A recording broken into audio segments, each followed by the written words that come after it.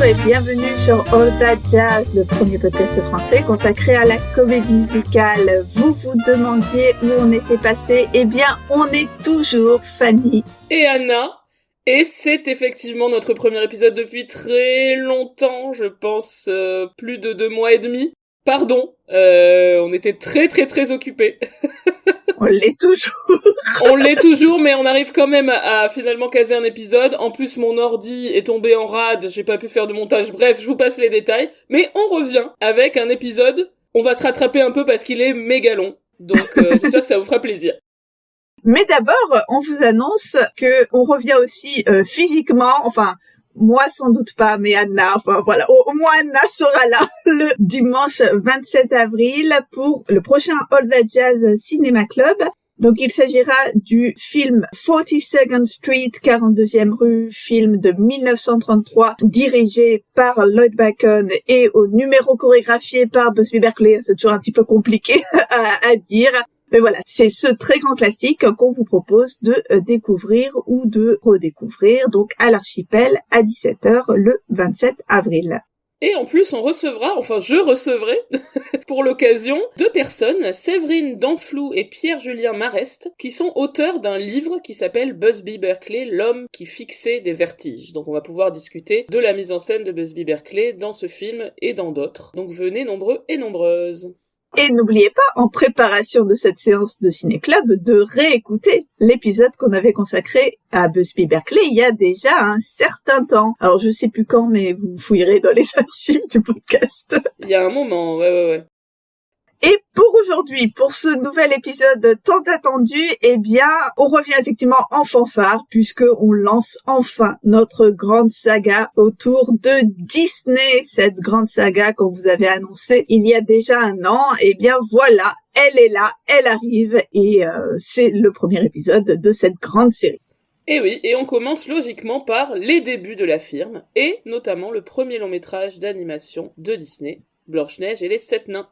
Et ça tombe bien puisque est sorti récemment, à un mois près, hein, parce que voilà, tout ça, ordinateur en panne, déménagement, tout ça.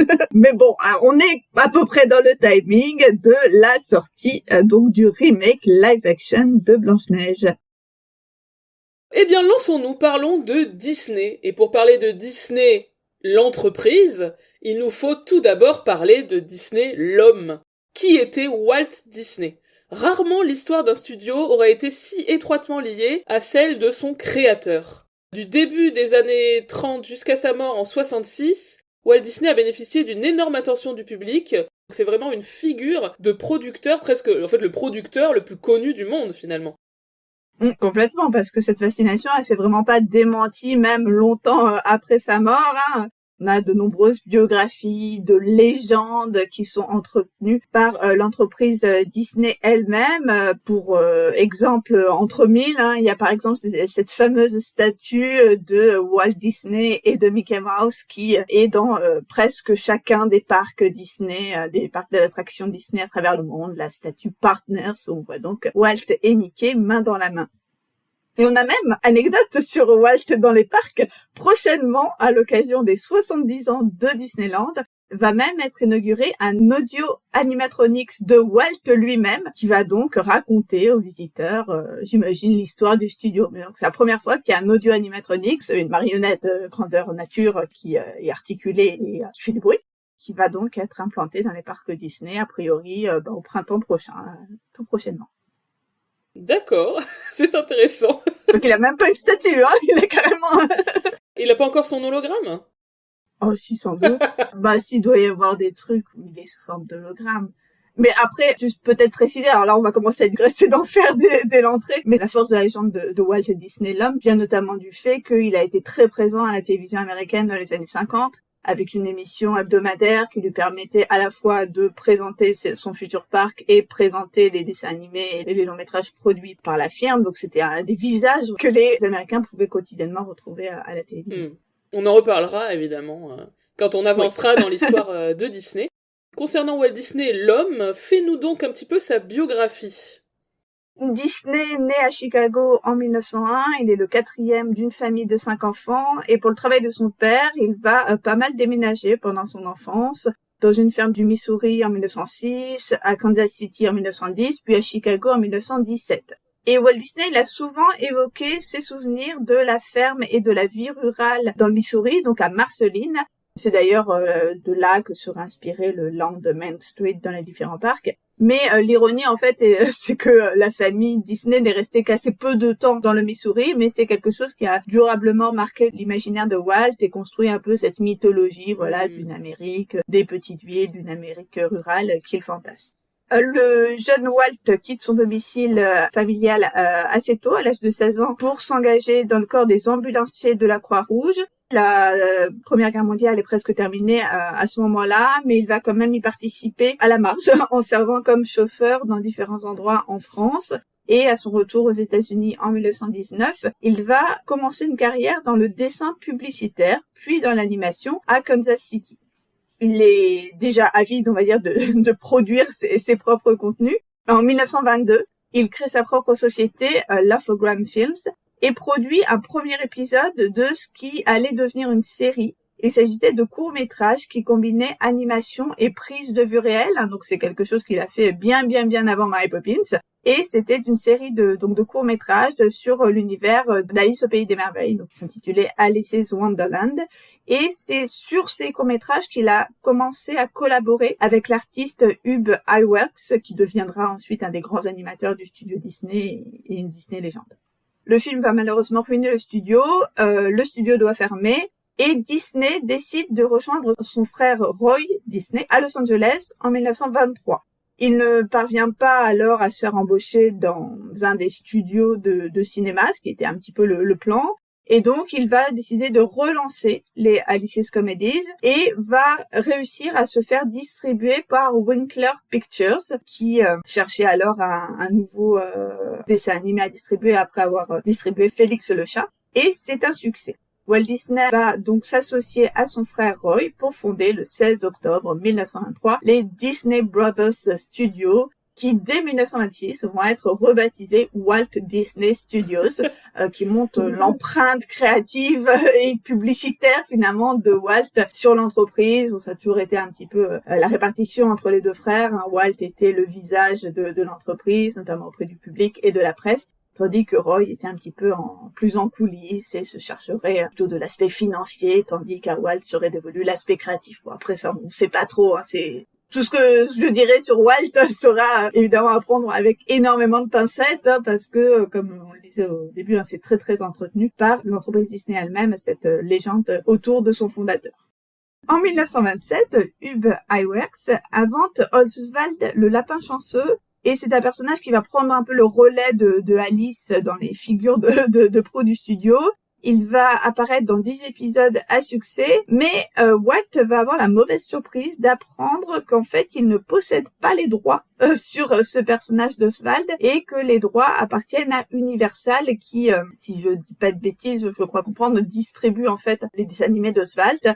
J'imagine que c'était conclu dans le contrat de distribution. C'est à partir de ce moment-là que Walt va être très pointilleux sur le fait de ne jamais perdre les droits de ses créations. Et ça, Disney ne va jamais l'oublier. Hein. Encore aujourd'hui, pour pas perdre les droits, ils font tout ce qu'ils peuvent. Et donc, en 1928, débarque un personnage un petit peu connu, il me semble. Eh oui, une petite souris va remplacer Oswald. Donc, Mickey Mouse. Moult anecdotes sur Mickey Mouse, notamment le fait que le premier nom aurait été celui de Mortimer. Je ne sais pas si c'est tout à fait exact. Mickey Mouse, je crois, n'apparaît pas en fait pour la première fois dans Steamboat Willie, mais on va dire une de ses toutes premières apparitions, c'est dans donc le premier cartoon dit parlant, c'est-à-dire en fait avec du son synchronisé, qui est donc le cartoon intitulé Steamboat Willie. Donc je pense que vous voyez à peu près ce que c'est, hein, c'est Mickey donc en noir et blanc là sur son bateau avec un gouvernail. Et donc Steamboat Willie qui est une parodie de Steamboat Bill Jr. de Buster Keaton. Avec le succès de Mickey Mouse, le studio va commencer à produire la série des Silly Symphonies. Donc ce sont des courts-métrages qui expérimentent beaucoup avec le son, hein, donc cette nouvelle technologie du son synchronisé. qui expérimentera aussi avec la couleur, la musique, les images, pour créer des ambiances et des émotions plutôt que en fait de l'humour, comme dans les autres productions Disney. Les Silly Symphonies vont, comme leur nom l'indique, être clairement tournées vers la musique et son articulation à l'image. Est-ce que tu les connaissais enfant, les Silly Symphonies? Parce que moi, oui, ça m'a rappelé, en fait, en travaillant sur cet épisode. J'avais une VHS avec plusieurs petits courts-métrages. Je me souviens très bien notamment des Trois Petits Cochons, qui est extrêmement connu, et aussi du Lièvre et la Tortue. Et c'est très très bien. Et j'ai re-regardé hier soir les Trois Petits Cochons. Ça tient très bien la route, hein. C'est effectivement très bien rythmé. L'animation est magnifique. Et il y a un travail sur l'intégration de la musique.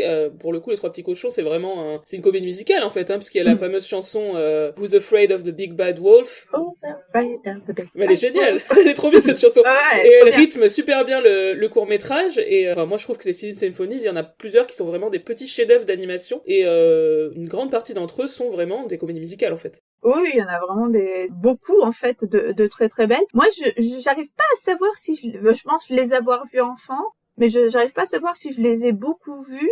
Par contre, ce qui est très clair et ce que j'ai même retrouvé en fait chez mes parents, c'est que j'avais un certain nombre déjà de produits dérivés à l'image des personnages de ces Silly Symphonies, et notamment en fait les Trois Petits Cochons. J'avais le loup, il y avait aussi des livres qui racontaient les histoires, et ça j'en avais pas mal. Mais les dessins animés eux-mêmes, j'en ai pas beaucoup de souvenirs. Mais effectivement, ils sont très bien, hein. Je les ai redécouverts, pour ma part, il y a peut-être 1 an ou 2 quand Léon était dans sa période Trois Petits Cochons. Mais c'est très chouette, hein. Et ça a très bien vieilli pour le coup. Carrément. Tu sens pas que c'est un film des années 30, qui pourrait d'ailleurs peut-être moins captiver l'attention des enfants entre guillemets d'aujourd'hui, mais non, ça fonctionne. Ma mère l'a montré à Cléo il y a quelques semaines, une fois, et Cléo s'en souvient super bien, nous en reparle régulièrement, donc ça l'a marqué, voilà. Pour tous les âges, et hyper efficace, enfin vraiment à redécouvrir. Alors au fil des années 30, le studio Disney va continuer ses expérimentations avec le son et, comme je disais tout à l'heure, se saisir de la couleur, notamment du Technicolor, du précédé du Technicolor trichrome, qui se développe donc au début des années 30, et la Silly Symphonies Flowers and Trees, qui va remporter l'Oscar du meilleur court-métrage d'animation en 1932, première fois que cet Oscar est décerné. Eh bien, c'est le premier court-métrage d'animation qui va utiliser le procédé du Technicolor trichrome. Alors, maintenant, passons au long métrage. Comme souvent, dans la carrière d'une personne, on passe du court au long. Le premier long métrage des studios Disney, il s'agit donc, vous l'avez compris, de Blanche-Neige et les 7 nains. Alors, on voulait faire un mini point sur notre rapport à ce film, comme on aime bien faire souvent, pour un peu personnaliser nos épisodes. Moi, Blanche-Neige, ça fait partie de ceux, finalement, que j'ai beaucoup vus avec mon frère. Comme j'ai dit plusieurs fois, je regardais tous les Disney avec mon frère en VHS quand on était petits. Voilà, on avait la VHS de Blanche-Neige et les 7 nains, tout simplement. Ouais, j'aimais particulièrement les numéros musicaux, et surtout, en le revoyant, je me suis rendu compte que j'avais une affection particulière pour siffler en travaillant, on va en reparler. Et aussi pour la chanson des nains avec la danse délirante, là, la Silly Song. Voilà, des choses qui enfant, fonctionnaient très bien sur moi. Alors pour ma part, je crois que ça fait pas du tout pour le coup partie des Disney de mon enfance. Je pense que je l'ai vu à l'époque, mais j'en ai pas vraiment de souvenirs. En tout cas, je me souviens pas avoir été particulièrement marquée par ce film. Mais là, j'ai eu grand plaisir à le revoir, même si je l'avais déjà vu il y a quelques années, même avant la naissance de Léon, que je trouve vraiment très très beau. Voilà, il y a un certain nombre de séquences absolument éblouissantes. Même si on y reviendra, je trouve malgré tout qu'il y a quelques longueurs, même s'il ne fait même pas 1h30. Le pitch. Anna avait noté une section pitch. Oh, oui, pourquoi pas. On sait jamais. Et donc, si vous êtes fraîchement débarqué d'une planète lointaine, de quoi parle Blanche-Neige ? Eh bien, c'est l'histoire d'une jeune fille, d'une jeune princesse, toute innocente, Blanche-Neige, donc, blanche comme la neige. C'est ça ou c'est même pas vrai? Si, c'est ça, ouais. En fait, dans les contes de Grimm, au début, ils expliquent que, en gros, elle a la peau blanche comme la neige, parce que sa mère a rêvé qu'elle aurait une fille avec les cheveux noirs comme l'ébène, les lèvres rouges comme le sang, et la peau blanche comme la neige. Peut-être l'occasion de reparler de ce point à l'occasion du live action qui a suscité un certain nombre de polémiques racistes. C'est vrai. Voilà. Mais en tout cas, Blanche-Neige, avant tout caractérisée par son innocence, a le malheur d'avoir une belle-mère méchante, comme elles le sont souvent dans les contes. Et cette méchante belle-mère est jalouse de sa beauté, et donc elle va tout simplement tenter de la faire assassiner. Le chasseur Normal. devait s'acquitter de cette besogne à pitié de Blanche-Neige et la laisse s'enfuir dans la forêt. Elle va trouver l'asile chez un groupe de nains avec lesquels elle se noue d'amitié, en contrepartie de tâches ménagères, on y reviendra aussi. Mais la reine découvre finalement que Blanche-Neige n'est pas morte et choisit de se transformer en sorcière et de lui présenter une pomme empoisonnée. Je ne vous en dis quand même pas plus. Ça m'a fait rire quand j'ai vu ton pitch, je me suis dit, elle a pas mis la fin, on sait jamais. Que quelqu'un ne sache pas du tout ce qui se passe dans Blanche-Neige, laisser quand même un petit suspense, quoi. Alors, lançons-nous sur cette production de ce premier long-métrage Disney, les origines du projet, etc. Alors, petite précision pour commencer, contrairement à ce qu'on entend parfois, Blanche-Neige et les 7 nains n'est pas le premier long-métrage d'animation tout court, puisque le premier long-métrage d'animation a été fait 20 ans avant. Il s'agit du film argentin El Apostol, donc l'apôtre en français, de Quirino Cristiani, réalisé en 1917, un film malheureusement perdu. Et qu'on a retrouvé, par contre, je pense, d'autres longs métrages d'animation des années 1920. J'ai vu un long métrage notamment de 1926. Disney avait déjà produit des films d'animation tirés de contes de fées dès la période Lofogram, en fait. Il avait fait Le Chaperon Rouge, Jacques et le Haricot Magique, Boucle d'Or, Le Chat Botté, Cendrillon déjà. Puis aussi avec les fameuses Silly Symphonies dans les années 30, il y a aussi des contes comme donc Les Trois Petits Cochons, on l'a dit, Le Vilain Petit Canard, Le Joueur de flûte de Hamelin. Donc voilà, il était déjà familier et amateur de l'univers des contes de fées. Puisque Blanche-Neige, à l'origine, bien sûr, c'est un conte de fées allemand, dont la version la plus célèbre est celle des frères Grimm, paru en 1812. Apparemment, ce cher Walt disait se remémorer avec émotion quand sa mamie lui lisait les contes d'Anderson et de Grimm. Bon, avec tonton Walt, je le dis une fois de plus, je ne sais jamais ce qui est vrai et ce qui relève de l'autoconstruction de sa mythologie. Par exemple, il aurait déclaré à Photoplay au moment de la sortie de Blanche-Neige qu'il l'avait vu as a play, donc en spectacle, en étant gamin, et que c'était ça qui lui avait donné l'envie de faire le long métrage. Mais en fait, il s'agissait d'un film. Oui, puisqu'a priori, Walt Disney s'est inspiré d'un film muet qu'il a vu donc lorsqu'il était ado, Blanche-Neige avec Marguerite Clark, réalisé par J. Searle Dowling, sorti en 1916. Il aurait vu ce film lors d'une séance gratuite destinée à 16 000 enfants entassés dans un centre convention à Kansas City où le film était projeté sur 4 écrans à la fois, donc une espèce de séance un peu exceptionnelle de ce film qui aurait beaucoup marqué Walt. Blanche-Neige était initialement prévu comme un court-métrage, mais finalement, en 1933, Walt décide d'en faire un long. Le choix de Walt de développer un long-métrage plutôt qu'un court s'explique sans doute par le fait que à ce moment-là, les débouchés pour les courts-métrages d'animation sont en train de changer puisque ça va se raréfier au fil des années 30 avec l'adoption par les exploitants du modèle du double programme, c'est-à-dire des séances dans lesquelles on projette 2 films à la fois, alors qu'auparavant, il y avait un seul grand film et différents petits programmes courts, donc pas mal de dessins animés. Là, les dessins animés ne disparaissent pas totalement des séances, mais naturellement, comme il y a déjà 2 grands films, ils sont moins nombreux. Blanche-Neige, qui sera surnommée la folie de Disney au sein du studio, va être un projet pharaonique qui mobilise plus de 700 artistes pendant 3 ans pour un coût total de 1,4 million de dollars. La réalisation est confiée à David Hand en tant que Supervising Director. C'est un animateur qui est entré au studio Disney en 1930 et qui avait déjà réalisé pas mal de Silly Symphonies. Et on notera, ça m'a marqué quand j'ai relancé le film, que Walt remercie toutes ses équipes par un carton dans le générique d'ouverture. Bravo Walt. Mais oui, tonton Walt, il est pas ingrat. Comme ces fameux syndicalistes ont voulu faire le croire dans les années 40, on en reparlera, mais ah là là, il a beaucoup été affecté par cette grève, Le pauvre. Mais pour l'instant, tout va bien. Alors, concernant le casting, dans le rôle de Blanche-Neige, on va avoir la jeune soprano Adriana Caselotti. Apparemment, plus de 750 chanteuses ont été auditionnées par Walt et il aurait même refusé Diana Durbin, qu'on connaît par son apparition dans plusieurs comédies musicales hollywoodiennes classiques, et notamment dans un court-métrage qui s'appelle Every Sunday de 1936, avec la toute jeune également, Judy Garland. Ah ouais, ok. Je voulais également indiquer dans le rôle du prince Harry Stockwell, qui est un acteur qui jouera plus tard le rôle principal dans Oklahoma à Broadway. Et c'est aussi le père de Dean Stockwell. Dean Stockwell qui est un acteur très connu, mais qui est notamment, pour les amateurs de l'âge d'or hollywoodien, le petit garçon dans Escale à Hollywood avec Gene Kelly et Frank Sinatra. Donc c'est son papa qui faisait le prince de Blanche-Neige. Trop drôle. Ouais. Ok, oui, parce que le nom me disait quelque chose quand je l'ai relu, mais j'arrivais pas à le replacer. Ok. Plusieurs personnalités de la radio et du cinéma ont été engagées pour les autres rôles. Lucie Laverne pour la reine et Billy Gilbert pour Sneezy, donc qui est le rôle de Hatchoum en français, parce qu'en fait Billy Gilbert c'était un de ces comiques qui était spécialisé dans des imitations un petit peu particulières et Billy Gilbert était connu pour ses éternuements. Clairement, c'était le rôle de sa vie, du coup. D'accord. Et j'ai aussi appris que Pinto Colvig, qui est à la fois la voix de Dingo et de Pluto, fait aussi les voix de 2 des 7 nains.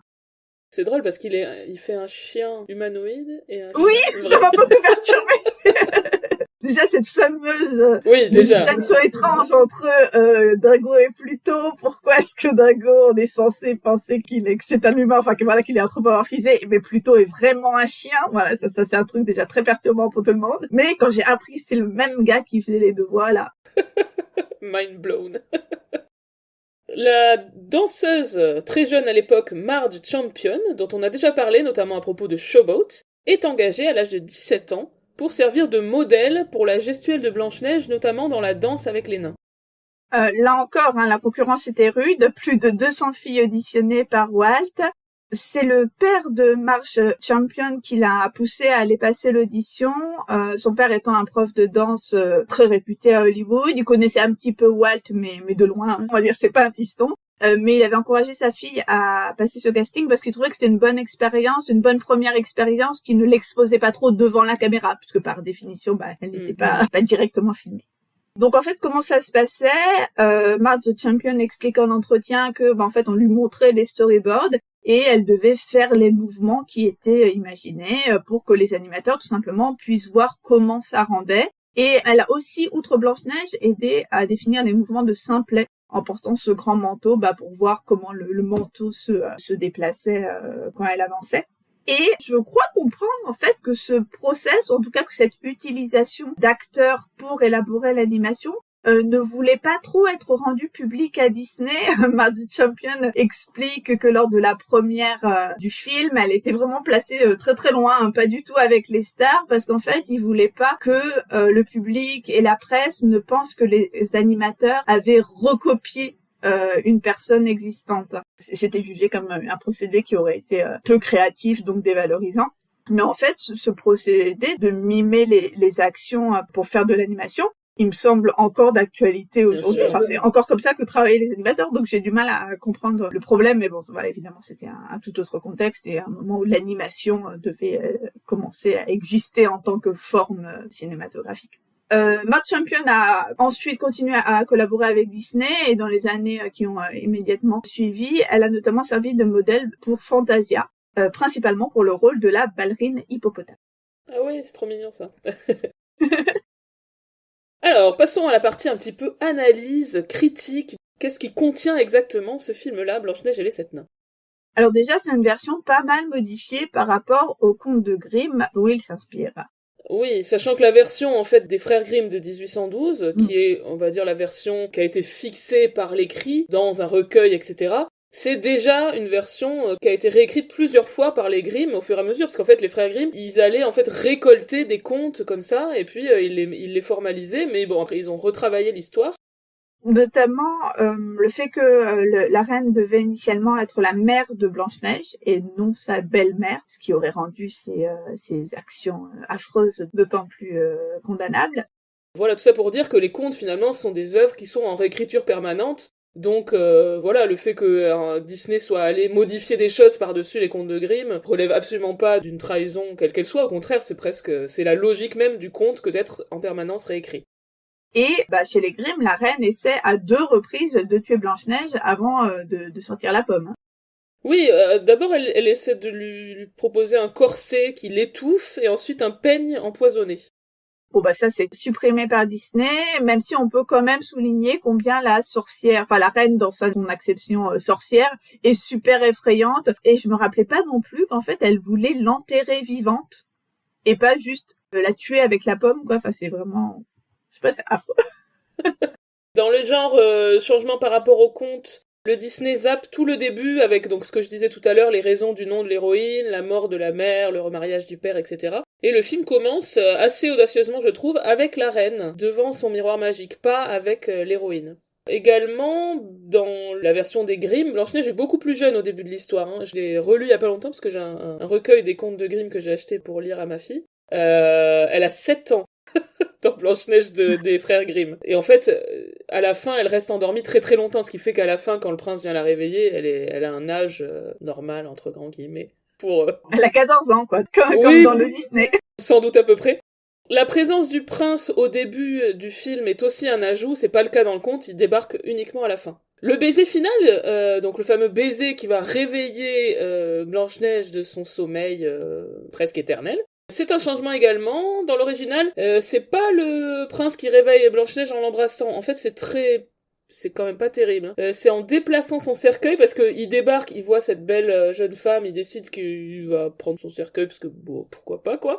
Et en déplaçant le cercueil, celui-ci cogne un arbre, ce qui fait bouger le corps de Blanche-Neige et qui déloge en fait le morceau de pomme qui était coincé dans sa gorge. C'est complètement... J'aime bien l'idée.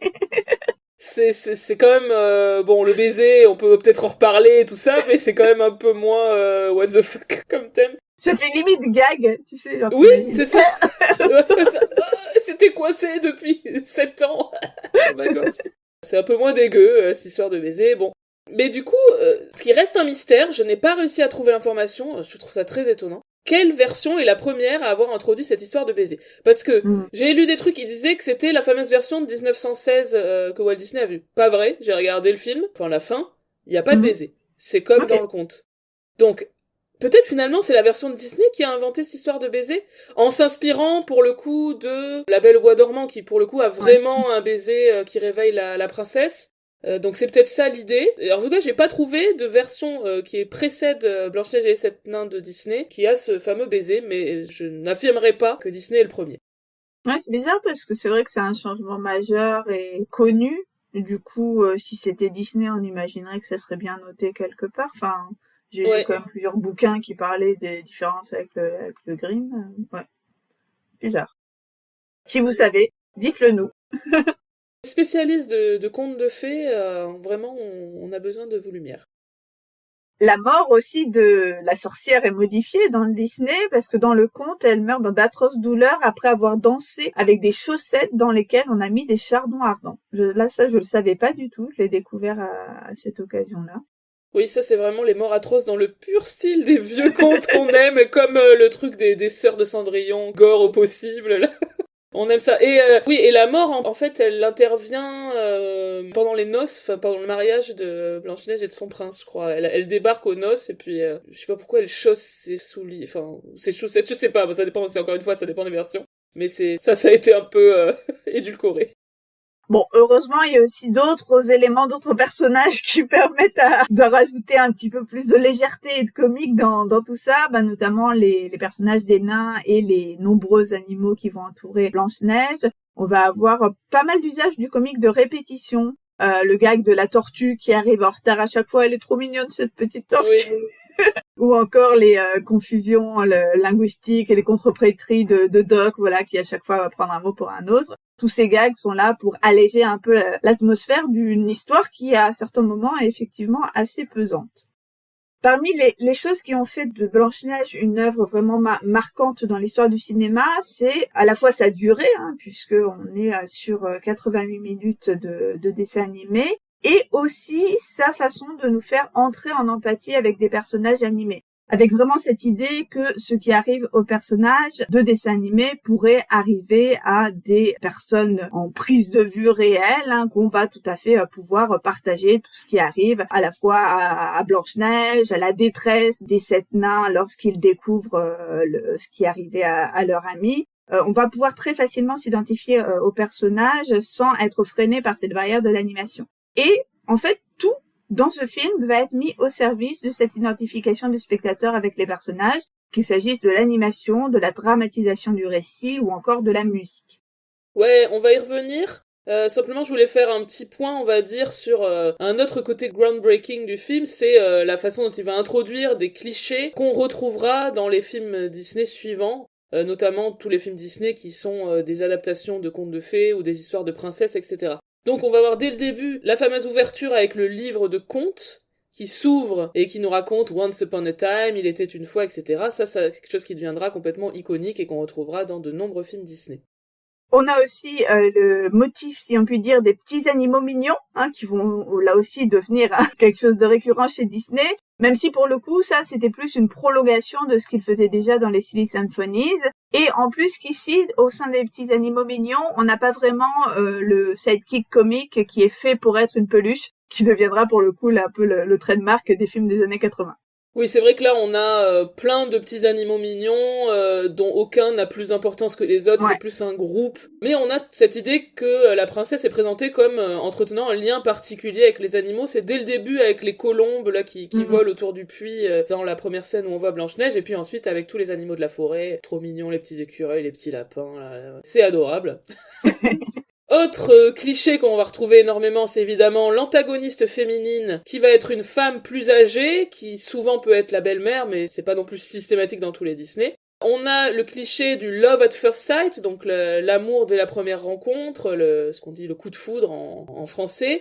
Donc là, on a vraiment dans la première scène de Blanche-Neige autour du puits, cette première rencontre avec le prince, où direct ils se chantent un amour éternel alors qu'ils se connaissent pas. D'ailleurs, il y a un moment où Blanche-Neige commence par fuir le prince, il y a tout un jeu un peu, même très genré sur la rencontre amoureuse. Un autre élément qui deviendra très standard, c'est un prince assez fade, qu'on voit peu finalement dans l'histoire, mais qui est quand même le grand amour de l'héroïne, malgré le fait qu'ils viennent juste de se rencontrer.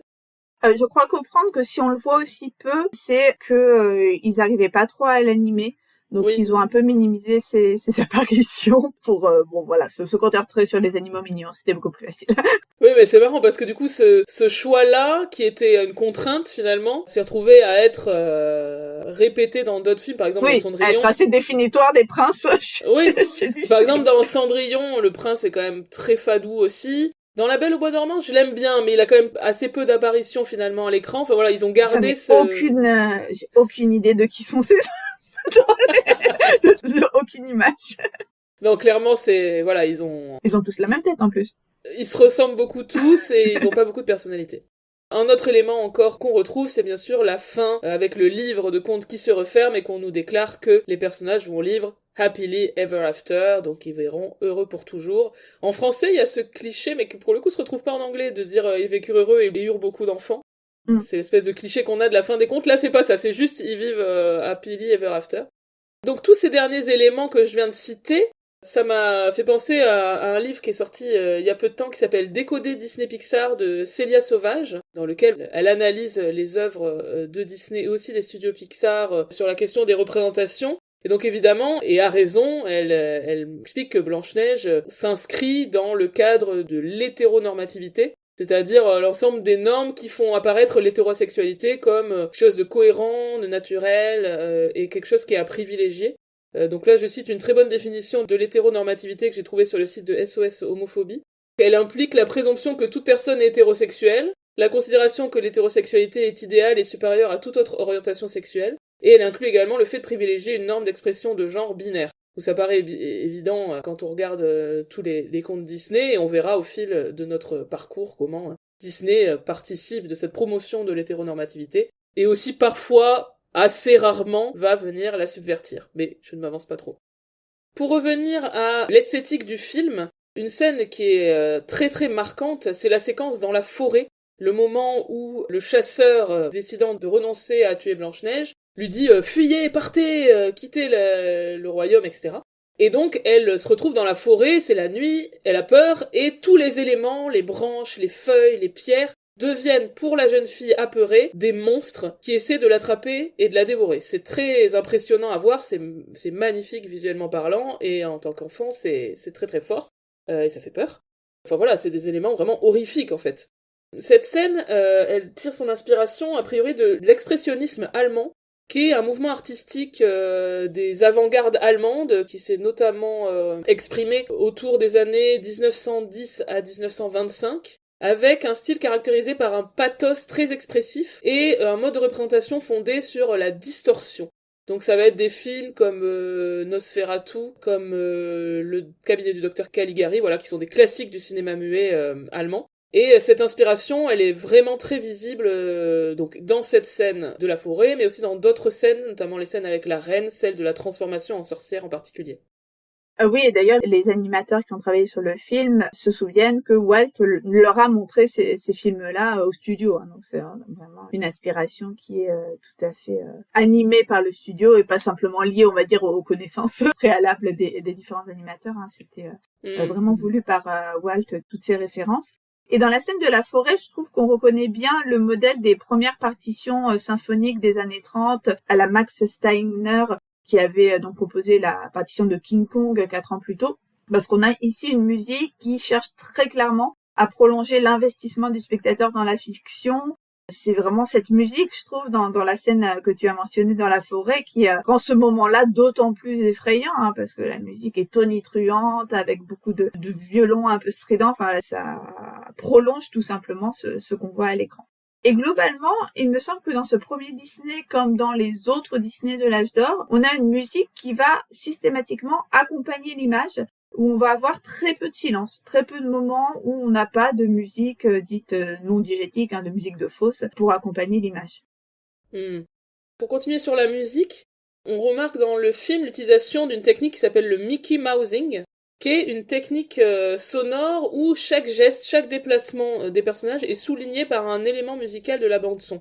C'est pas très clair quand je le dis comme ça, mais tapez Mickey Mousing dans YouTube, vous allez tout de suite voir de quoi il s'agit. En fait, la musique se synchronise exactement sur l'action. Par exemple, les pas des personnages, chaque pas va être rythmé par une note musicale, etc. Comme son nom l'indique, le Mickey Mousing, ça vient des dessins animés Mickey Mouse. Et il me semble que la première utilisation recensée de cette technique, c'est justement dans Steamboat Willie en 1928. C'est une technique qui est très associée à l'animation, notamment aux cartoons. Quand vous regardez les cartoons de Warner, etc., il y a du Mickey Mousing à chaque instant. Et dans Blanche-Neige, c'est particulièrement utilisé sur les nains. Notamment, par exemple, la scène où ils découvrent que leur maison est habitée par quelqu'un qui est rentré dans leur maison. Et qu'ils sont là, ils avancent à petits pas, etc., puis ils se cognent les uns sur les autres, etc. À chaque fois, il y a vraiment ce Mickey Mousing, c'est-à-dire que chaque geste est rythmé musicalement de manière très synchrone, voilà, dans les séquences notamment comiques, en fait. Et dans ce qui va participer aussi à l'effet de réalisme et de vraisemblance finalement du dessin animé, c'est aussi tous les effets sonores qui sont l'œuvre de Jimmy McDonald. Et ça participe d'une atmosphère. Voilà, on a l'impression d'être dans la maison avec eux, hein, parce que on a du son aussi diégétique qui vient donner vie, encore une fois, à cette maison. Je pense par exemple au moment où, est-ce que c'est pas justement au moment où ils se font tout discret, parce qu'ils veulent pas réveiller ce qu'ils pensent être le monstre. Ben il y en a un qui marche sur une latte qui grince. Voilà, il y a plein de bruits diégétiques qui enrichissent tout simplement la bande sonore de ce film.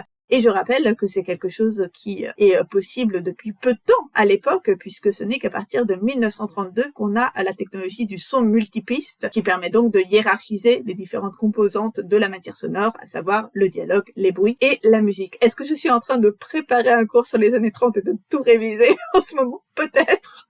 Bah, ça nous est super utile, c'est parfait. Oui. Pour revenir sur la dimension visuelle, j'ai trouvé qu'il y a vraiment des propositions visuelles très étonnantes, comme notamment un plan depuis le fond du puits au début, où on voit Blanche-Neige en contre-plongée, là. Il y a vraiment des propositions très intéressantes visuellement parlant. Ouais, il est foufou ce plan. Je sais pas, ça m'a surpris quand je l'ai vu la première fois. Bah justement, ce plan est une des illustrations du point que je voulais évoquer. Ensuite, c'est que Blanche-Neige est une des toutes premières occurrences de l'utilisation par Disney de la caméra multiplane.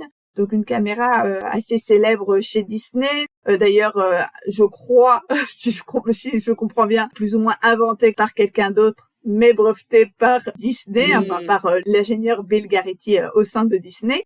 La caméra multiplane avait auparavant été expérimentée sur une Silly Symphonies, The Old Mill, mais donc c'est la première fois où elle est utilisée pour ce premier long métrage évidemment. Et en fait, elle permet de créer des effets de profondeur de champ par un principe simple. En fait, c'est que les cellulos ne sont plus posés les uns sur les autres à plat, mais ils sont suspendus. Donc les animateurs peuvent contrôler la profondeur, la vitesse et le mouvement des différentes couches en fait de l'image et jusqu'à 7 couches différentes. Et un exemple d'usage vraiment remarquable de cette caméra, c'est la scène où la reine se transforme. Et il y a ce mouvement assez étrange, hein, c'est une espèce de vortex tournant, parce qu'en fait, on a les différents niveaux de l'image qui bougent dans des sens opposés. Et donc, grâce à cette caméra multiplane et les effets de profondeur qu'elle permet, les animateurs peuvent simuler de façon convaincante les mouvements de caméra comme si on était vraiment en fait dans le monde de Blanche-Neige et que la caméra se baladait sur le plateau, voilà, faisait un travelling, un panoramique. On a pu cette image plate des cartoons qui préexistaient auparavant. Et en refaisant des recherches sur la caméra multiplane, vous trouverez sur YouTube, il y a même un épisode des fameuses émissions de Disney à la télé où Disney lui-même parle aux téléspectateurs de sa caméra multiplane. Donc quand je te dis que cette émission, c'était un moyen pour lui de faire sa promo, il va même jusqu'à présenter les caméras qu'il utilise dans son studio. Donc si vous voulez en savoir plus sur la multiplane, référez-vous à Walt lui-même, qu'il sera ravi de vous en parler.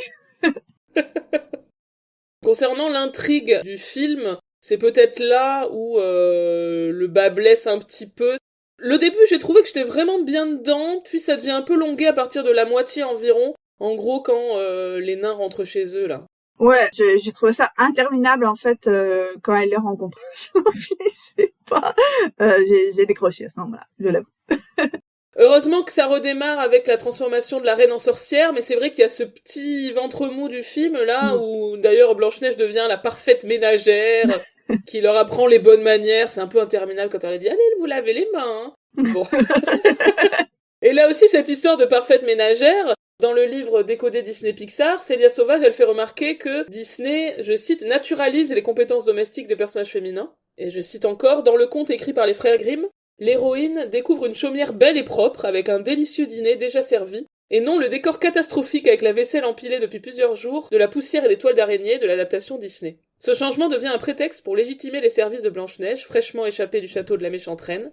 Elle ne me trouvera jamais ici, si vous me gardez je m'occuperai de tout, je ferai la lessive, la couture, le ménage et la cuisine. Et donc, sans ces compétences domestiques, la survie féminine est grandement menacée. Je trouve assez intéressant cette analyse. Alors, dans le conte, elle reste aussi parce que elle va faire le ménage chez les nains, mais c'est les nains qui lui disent « Ok, tu peux rester, tu dois t'occuper du ménage, etc. » Et donc, finalement, dans le conte de Grimm, c'est les nains qui assignent Blanche-Neige au rôle de ménagère. D'ailleurs, c'est une petite fille de 7 ans, donc ils sont un peu quand même le travail des enfants, bon, bref. Mais c'est eux qui assignent Blanche-Neige à ce rôle de ménagère, alors que dans le Disney, c'est elle-même qui s'assigne ce rôle, puisque dès qu'elle arrive, le premier truc qu'elle fait, c'est tout nettoyer dans la maison, quoi. Et encore un petit point sur les nains, dans cette version-là, ils prennent vraiment beaucoup de place, hein. D'ailleurs, ils sont dans le titre, hein, parce que le film de Disney s'appelle Blanche-Neige et les 7 nains, ce qui n'est pas le cas du conte originel. Le conte originel s'appelle simplement Blanche-Neige. Donc là, on voit que y a une importance plus grande qui a été donnée aux nains, notamment parce qu'ils sont des ressorts comiques, hein, comme tu l'as dit tout à l'heure, pour contrebalancer la dureté du destin de Blanche-Neige. Un point dont je me souvenais pas du tout, c'était la misogynie de Grincheux. Parce que le premier truc qu'il dit, c'est c'est une femme et toutes les femmes, c'est du poison, elles sont pleines d'artifices. Et il y en a un qui dit, c'est quoi artifice? Et il dit, j'en sais rien, mais je suis contre. Du coup, je trouve que c'est assez rigolo parce que bon, c'est clairement tourné en dérision. Donc voilà, mais je me souvenais pas du tout de ce moment-là. Oui, moi non plus, j'avais oublié qu'il était affreusement misogyne, ce Grincheux. Mais je suis d'accord avec toi, comme c'est tourné, voilà, comme c'est moqué, du coup ça passe plutôt bien. Et après, il s'adoucit, évidemment, au contact de Blanche-Neige. Voilà.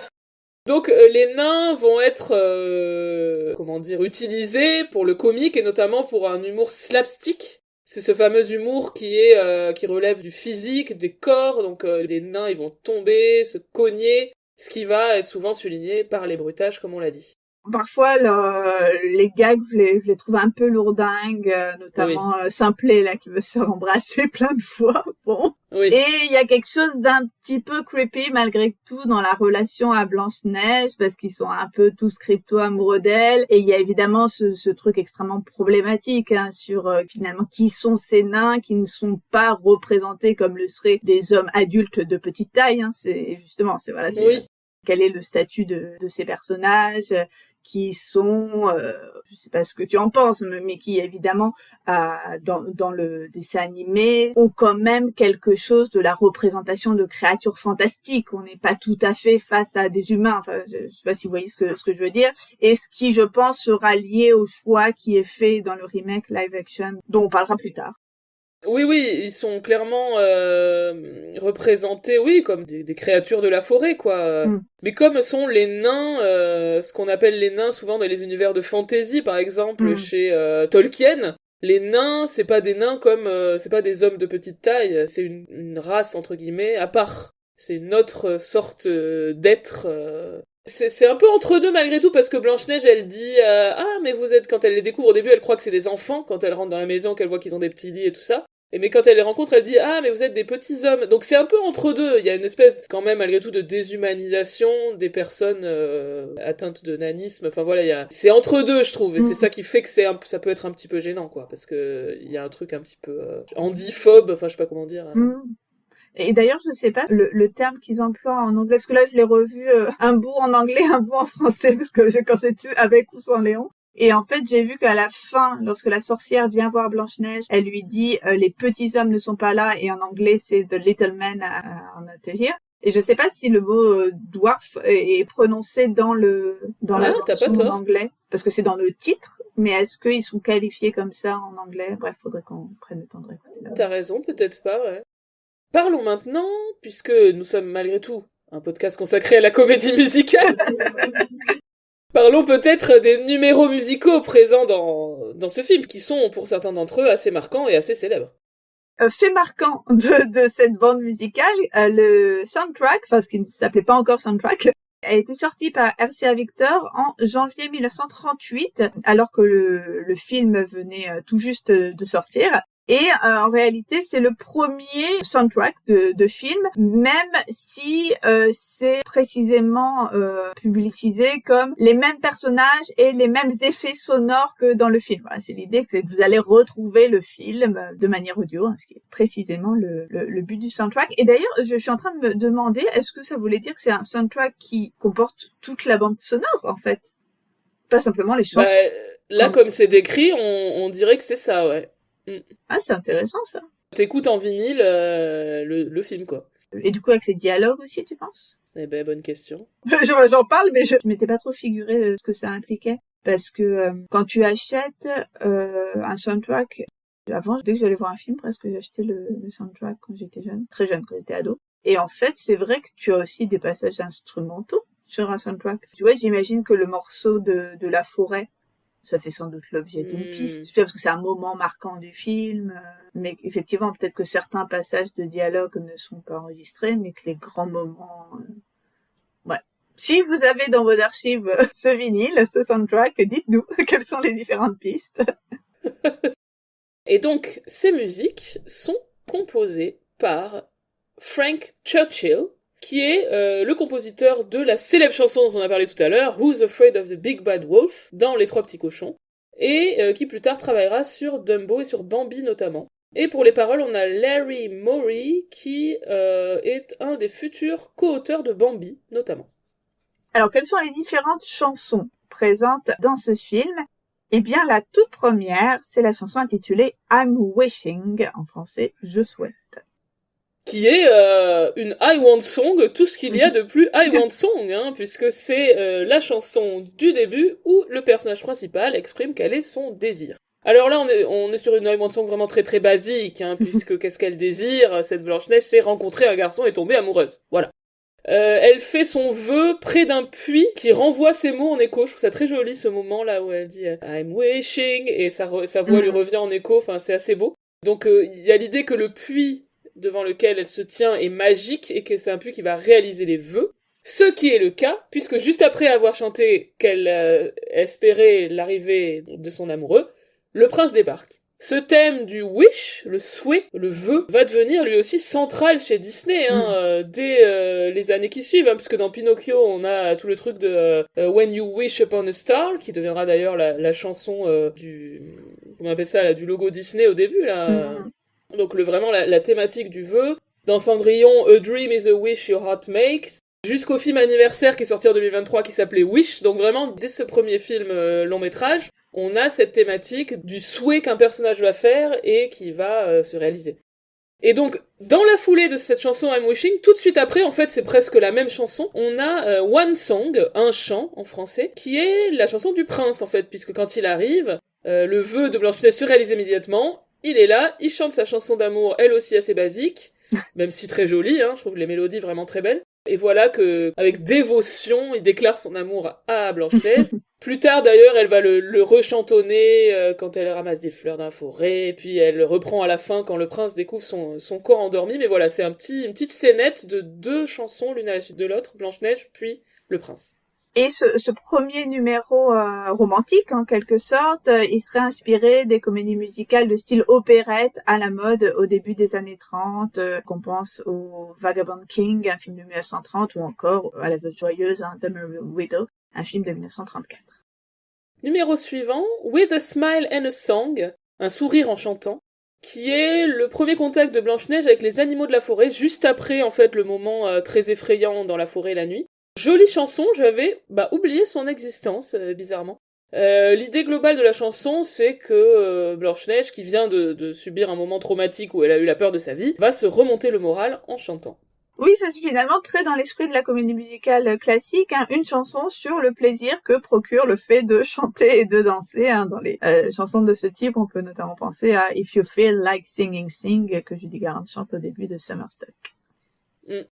L'autre truc assez marquant de cette chanson, c'est qu'elle commence par une petite démo vocale très très impressionnante d'Adriana Caselotti, qui fait des passages chantés dans le style coloratura, c'est-à-dire des vocalises dans les notes très aiguës avec des notes ultra rapides.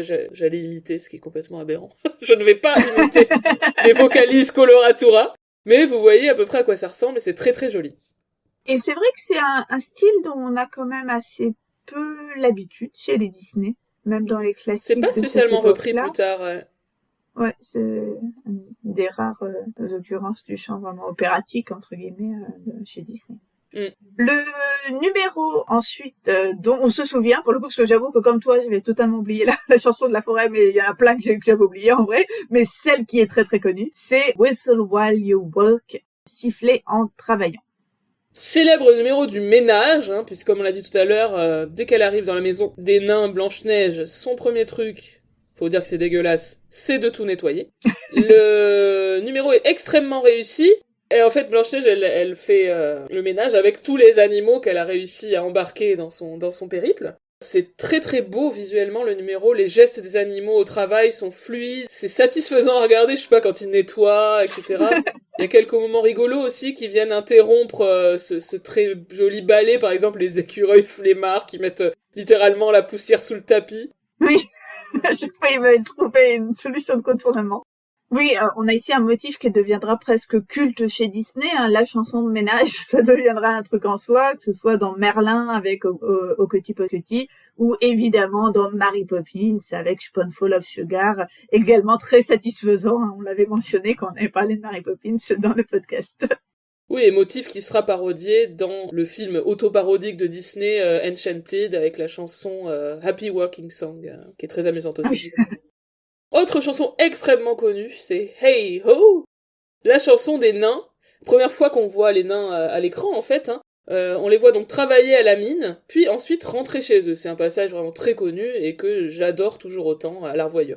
On peut aussi noter le début très intégré, avec les bruits diégétiques musicalisés des pioches qui piochent. Et justement, là, on a, il me semble, une occurrence de Mickey Mousing, puisqu'on a vraiment des petites notes qui font le son des pioches, et ça devient évidemment une mélodie, et on embraye sur la chanson. Et on pourrait dire que c'est à la fois une chanson de célébration du travail, comme il y en a beaucoup dans la comédie musicale hollywoodienne, mais aussi une célébration de l'acquis, de la fin du travail. Oui, moi, en fait, finalement, ce qui me marque le plus, c'est pas tant le fait qu'ils sont très contents de travailler, etc. C'est le fait qu'ils se barrent du travail, à peine ils regardent tous l'horloge, dès que ça sonne, ils se barrent. Pas une seconde de plus que ce qu'il ne faut au travail, faut pas déconner non plus. J'avais lu aussi que les animateurs parlaient de Métropolis, tu sais, dans les films que Disney leur a montré pour faire le film. Ça me fait penser, il y a cette histoire de l'horloge aussi dans Métropolis, tu sais, au début, là, l'horloge qui scelle la fin du temps de la ville d'en bas. Bon, après, par contre, ils repartent du travail avec des mines beaucoup plus contrites que celles des nains qui partent chez eux avec joie. Mais je sais pas, il y a peut-être cette idée. Ouais, peut-être. On peut dire que malgré tout, ils sont moins asservis au travail que les habitants de la ville basse dans Métropolis. Mais je me suis demandé, pour qui est-ce qu'ils piochaient dans cette mine? Ça, on n'en parle pas. qui enfin, ils sont pas à leur compte. Mais pour eux-mêmes, non? Ouais, tu crois, c'est eux ouais, qui... si, ouais. Et après, ils font quoi? Ils revendent du diamant. C'est pas assez clair, hein, le système économique de... Non. C'est pas clair, mais je pense qu'ils revendent, ouais.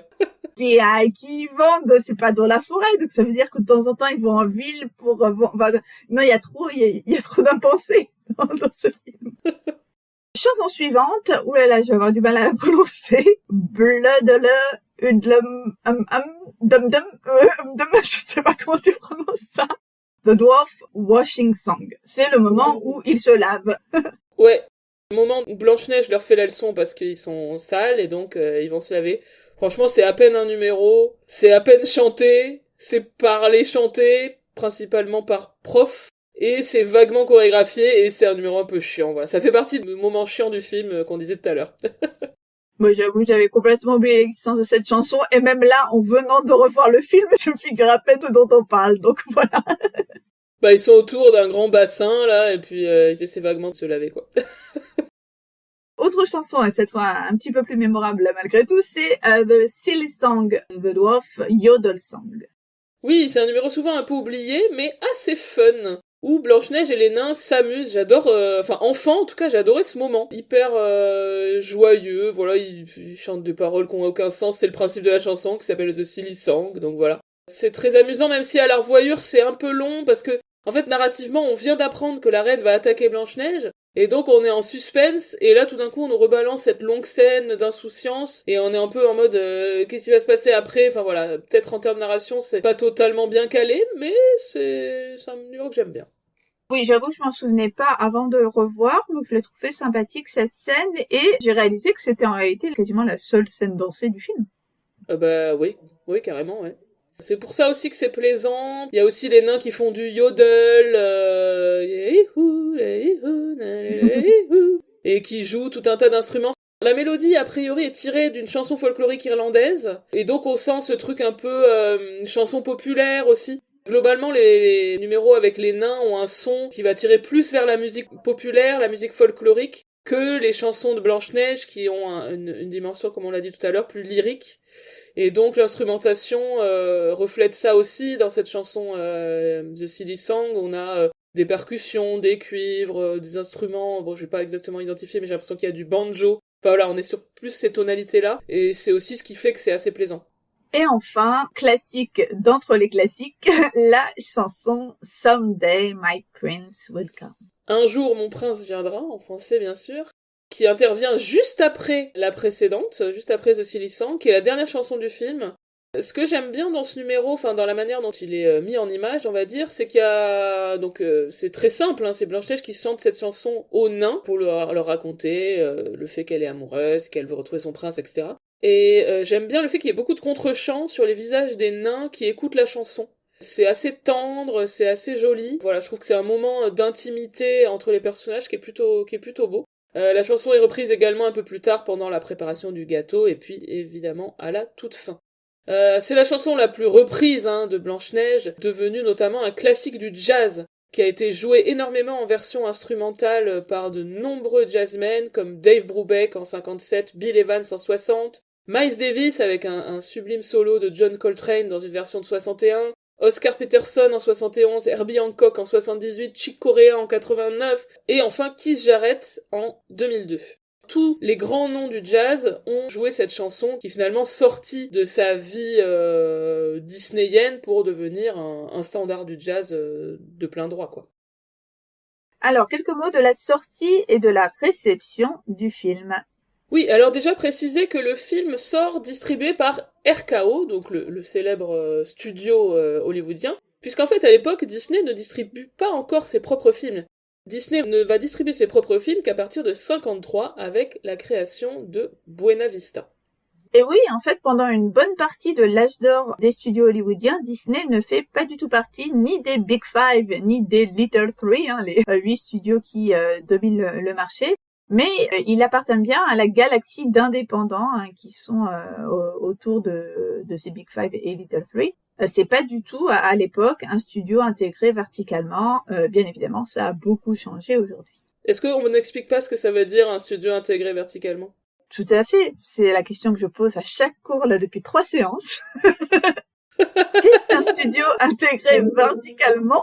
Il s'agit d'un studio qui possède à la fois des structures de production, de distribution et des salles de cinéma. Donc le studio est présent aux 3 maillons de la chaîne, production, distribution et exploitation. Donc les Big Five possèdent les 3, production, distribution et exploitation, et les Little Three, simplement, production et distribution. Et donc Disney n'est que, à cette époque-là, un studio de production.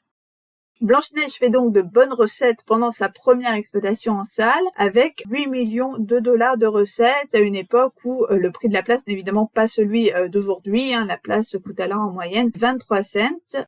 Et c'est un film qui va être aussi copieusement récompensé, donc on va dire succès à la fois public et critique, puisque en 1938, il remporte le grand trophée d'art de la Mostra de Venise, et que Blanche-Neige est également nommée pour la meilleure musique de film en 1938, et que l'année suivante, Walt reçoit un Oscar d'honneur pour le film, Oscar d'honneur qui se présente sous la forme d'une statuette d'un Oscar de la taille normale, accompagné de 7 petits Oscars miniatures. Et cet ensemble d'Oscars et de mini-Oscars a été remis à Disney par Shirley Temple. Du coup, ça veut dire qu'il n'a pas eu l'Oscar. Non, je crois pas, et le film a été peu récompensé l'année de sa sortie, mais dès l'année suivante, on a l'impression qu'ils se sont rendus compte qu'ils avaient fait une boulette et que quand même c'était un film ultra marquant de l'histoire du cinéma, quoi. Qu'il fallait peut-être le noter, quoi. Oui, c'est ça paraît un peu bizarre en fait de pas décerner l'année même et de créer un Oscar spécial l'année suivante. Oui, je pense qu'ils se sont rendus compte qu'il y avait un petit problème. Mais c'est un truc complètement, déjà cette histoire des mini-Oscars, enfin c'est complètement absurde. C'est un truc exceptionnel, c'est jamais arrivé, c'est la seule fois dans l'histoire des Oscars qu'on a stylisé une récompense en lien avec le film récompensé. Oui, c'est clair, t'imagines tous les trucs qui auraient pu être faits, des Oscars dinosaures pour Jurassic Park. Moi, je sais pas du tout si Jurassic Park a eu un Oscar, mais toi... Complètement. Quand j'ai relu cette anecdote, ça m'a rappelé un court documentaire qui figurait à la fin de la VHS de Blanche-Neige que je regardais quand j'étais petite. Il y avait ce petit documentaire-là, ça m'a fait un petit coup de nostalgie. On voyait des images donc de la remise de prix par Shirley Temple, je m'en souvenais mais très clairement. Et on voyait aussi des images du travail des animateurs, justement, des croquis. On voyait aussi une scène coupée des nains. Donc ça veut dire qu'il y avait encore une scène bowling avec les nains, mais ils l'ont coupée, donc je te rassure. Mais du coup, j'ai retrouvé ce documentaire, c'est genre 7-8 minutes, hein. Mais je le regardais systématiquement. Après avoir regardé Blanche-Neige, j'avais ça, je regardais. Et donc je l'ai revu, ça m'a fait un coup de nostalgie. Je vous mettrai le lien sur notre site, comme d'habitude. C'est fou aussi de se dire que finalement, dès les années 90, quoi, j'imagine, au cœur de l'histoire de la VHS, on avait déjà un accompagnement publicitaire très fort de Disney sur le travail au sein des studios, ce qui est évidemment largement disponible maintenant à la fois sur Internet, mais aussi même sur Disney+, donc contrôlé par Disney. Mais cette mise en scène du travail au studio Disney, je serais assez intéressée de comparer avec d'autres VHS de films d'animation d'autres studios. Après, évidemment qu'à ce moment-là, Disney trust aussi le marché, mais il y a quand même d'autres succès d'animation à la même époque. Est-ce que sur les VHS, on va aussi trouver autant de making-of que sur les VHS Disney? Tu vois, je me demande. Bref. Oui, carrément. Pendant un temps après sa sortie, le film est resté celui qui a généré le plus de recettes tout cumulé, avant d'être surpassé par Autant en emporte le vent. Et dans l'exploitation, on va dire, mondiale du film, à noter qu'en Angleterre, le film est jugé trop effrayant pour les enfants, c'est ballot. Et du coup, toute personne de moins de 16 ans devait venir accompagner. Bon, de toute façon, c'est pas une mauvaise idée, on va dire, d'accompagner ses enfants, même à 16 ans, au cinéma. Mais je me demandais si ça voulait dire qu'il avait été interdit, je sais pas, au moins de 10, ou je sais pas du tout comment, pour le coup, marche la classification en Angleterre. Donc, mais voilà, en tout cas, j'ai lu ça, que les Anglais avaient trouvé que c'était fort effrayant. Ce qui est vrai, il faut le dire. C'est marrant. Bah ouais, c'est vrai, ça peut traumatiser. Alors, pour continuer sur la distribution internationale, allons-y joyeusement avec l'Allemagne. Puisque le film Blanche-Neige est très apprécié par Hitler et par Goebbels, son ministre de la propagande. Dans une biographie assez célèbre et assez, on va dire, controversée Leonard Mosley raconte que Roy Disney, donc le frère de Walt, s'est rendu en 1937 en Allemagne pour assurer la promotion du film auprès de Goebbels, puisque Goebbels a été un très grand cinéphile, en fait il regardait beaucoup de films et il a beaucoup utilisé le cinéma en Allemagne pour la propagande nazie. Donc voilà, il se tenait au courant, et Goebbels et Hitler aussi, qui voyaient aussi beaucoup de films, se tenaient au courant de ce qui se passait et connaissaient très bien Disney. J'ai vu une vidéo sur YouTube qui s'appelle, alors je vous traduis, l'histoire méconnue du doublage allemand de 1938 de Blanche-Neige et les Sept Nains. Encore une fois, je vous mettrai le lien sur notre site. Dans cette vidéo, l'auteur dit qu'un doublage a été produit pour Blanche-Neige sur demande d'Hitler. Je trouve ça très étonnant. Et que ça a été réalisé à Amsterdam. Pour le coup, là, il a plein de sources pour en attester. Ça a été réalisé à Amsterdam, donc en 1938. Avec plein de comédiens juifs assez célèbres. C'était presque un all-star cast de plein de comédiens juifs célèbres en Allemagne avant la guerre, mais qui évidemment s'étaient exilés. Et c'est des comédiens et comédiennes qui mourront pour une grande partie pendant la Shoah. La vidéo est assez intéressante. Mais à savoir que le film ne sort finalement pas en salle en Allemagne. Notamment en raison du fait que le distributeur donc du film RKO à cette époque sortait beaucoup de films anti-nazis en fait dès la fin des années 30 et donc évidemment Goebbels ne pouvait pas cautionner ça. Donc le film ne va sortir en Allemagne qu'après la guerre finalement, alors qu'il y a ce doublage qui a été fait avant le début de la guerre. De manière générale, on pourra noter la complaisance de Disney envers le régime nazi. Peut-être qu'on pourra revenir sur ce sujet plus précisément. En tout cas, une certaine complaisance, au moins jusqu'en 1941 et l'entrée en guerre des États-Unis. Continuons sur l'exploitation internationale du film et son exploitation en particulier en France. Oui, alors la première représentation en France a lieu donc en avant-première au cinéma Marignan à Paris le 4 mai 1938. Puis ensuite sortie nationale le 6. C'est ensuite un film qui connaîtra de nombreuses ressorties en salle en France. Je trouve sur Internet le chiffre, enfin sur Wikipédia très précisément, le chiffre de 18,29 millions d'entrées cumulées en France, mais sans source, et étant donné qu'on se situe avant le début des chiffres CNC, il n'apparaît pas dans la liste des 200 films ayant réalisé le plus d'entrées en France, publiés par le CNC. Parce que si le chiffre de 18,29 millions d'entrées est attesté, ça en ferait le Disney ayant de loin cumulé le plus d'entrées de tous les Disney. Ce qui est logique si on est sur le cumulé, parce que c'est le premier. Après, je crois que c'est le livre de la jungle qui, si je dis pas de bêtises, c'est quelque chose comme 14 millions. Bon, voilà, chiffre peut-être à prendre avec les pincettes, parce que je sais pas comment est-ce qu'il reconstitue, entre guillemets, la période de 1937 et 1945, tout simplement. Si on a plus d'infos, plus de stats, on vous dira.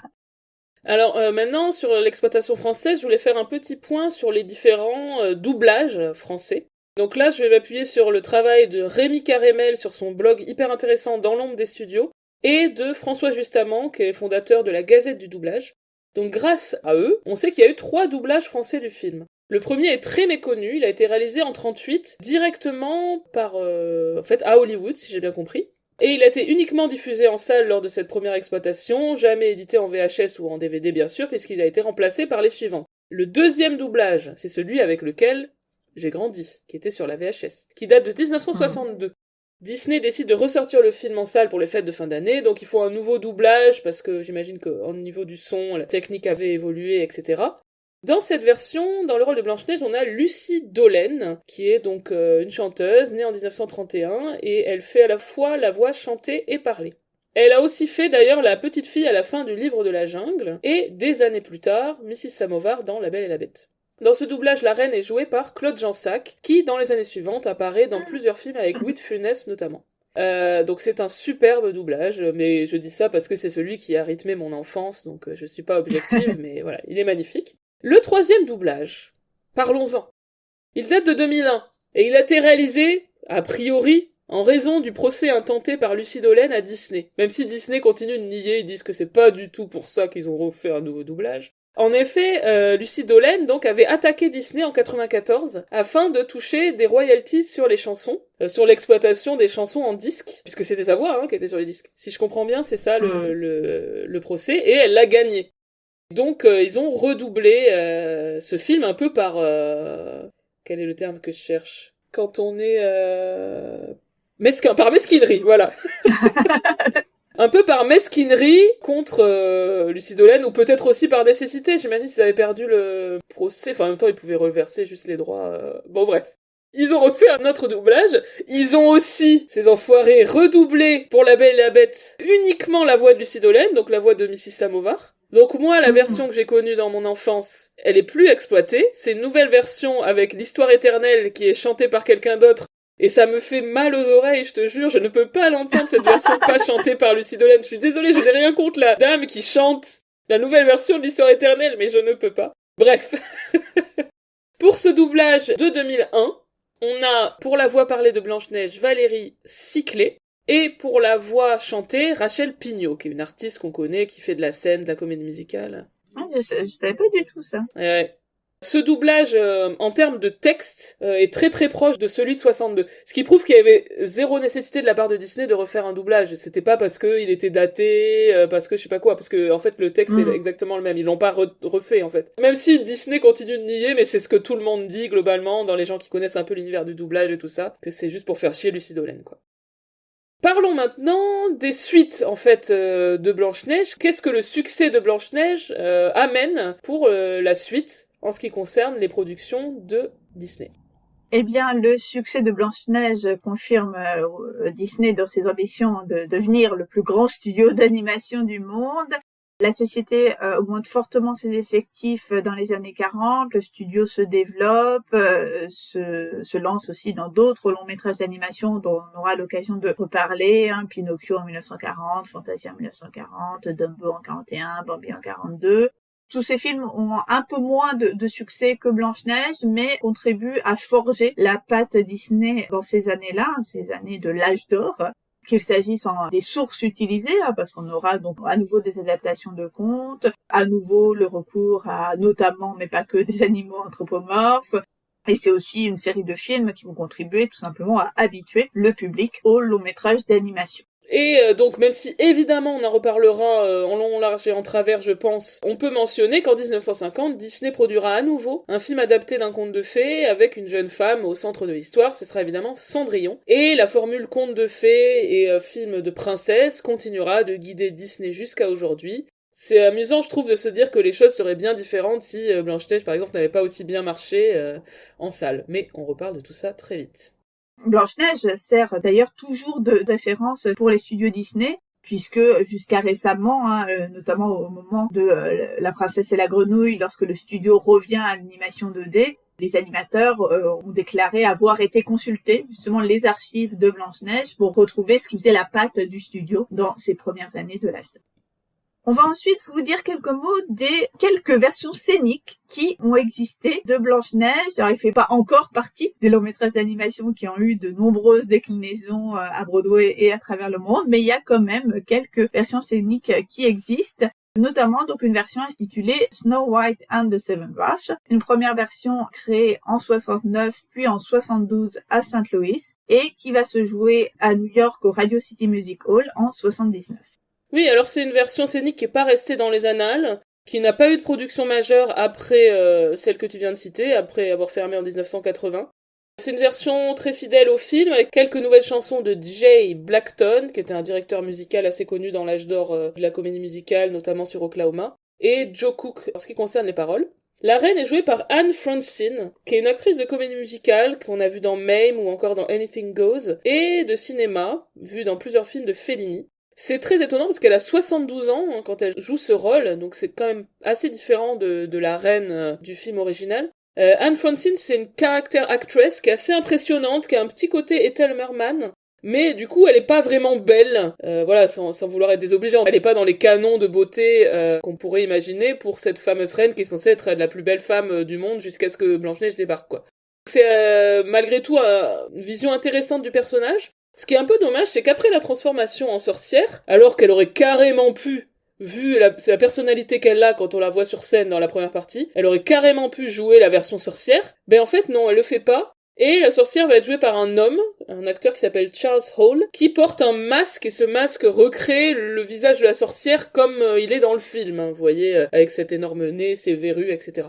Choix un peu étrange, je trouve. Autre modification, l'histoire commence plus tôt, puisqu'elle commence lors du mariage du roi, qui ici est un vrai personnage, donc le mariage du roi avec la méchante reine. Le prince a un peu plus de place, il est montré cherchant Blanche-Neige après sa disparition. Sinon, l'intrigue est suivie très fidèlement, d'ailleurs ça dure 1h30, donc à peine plus que le film.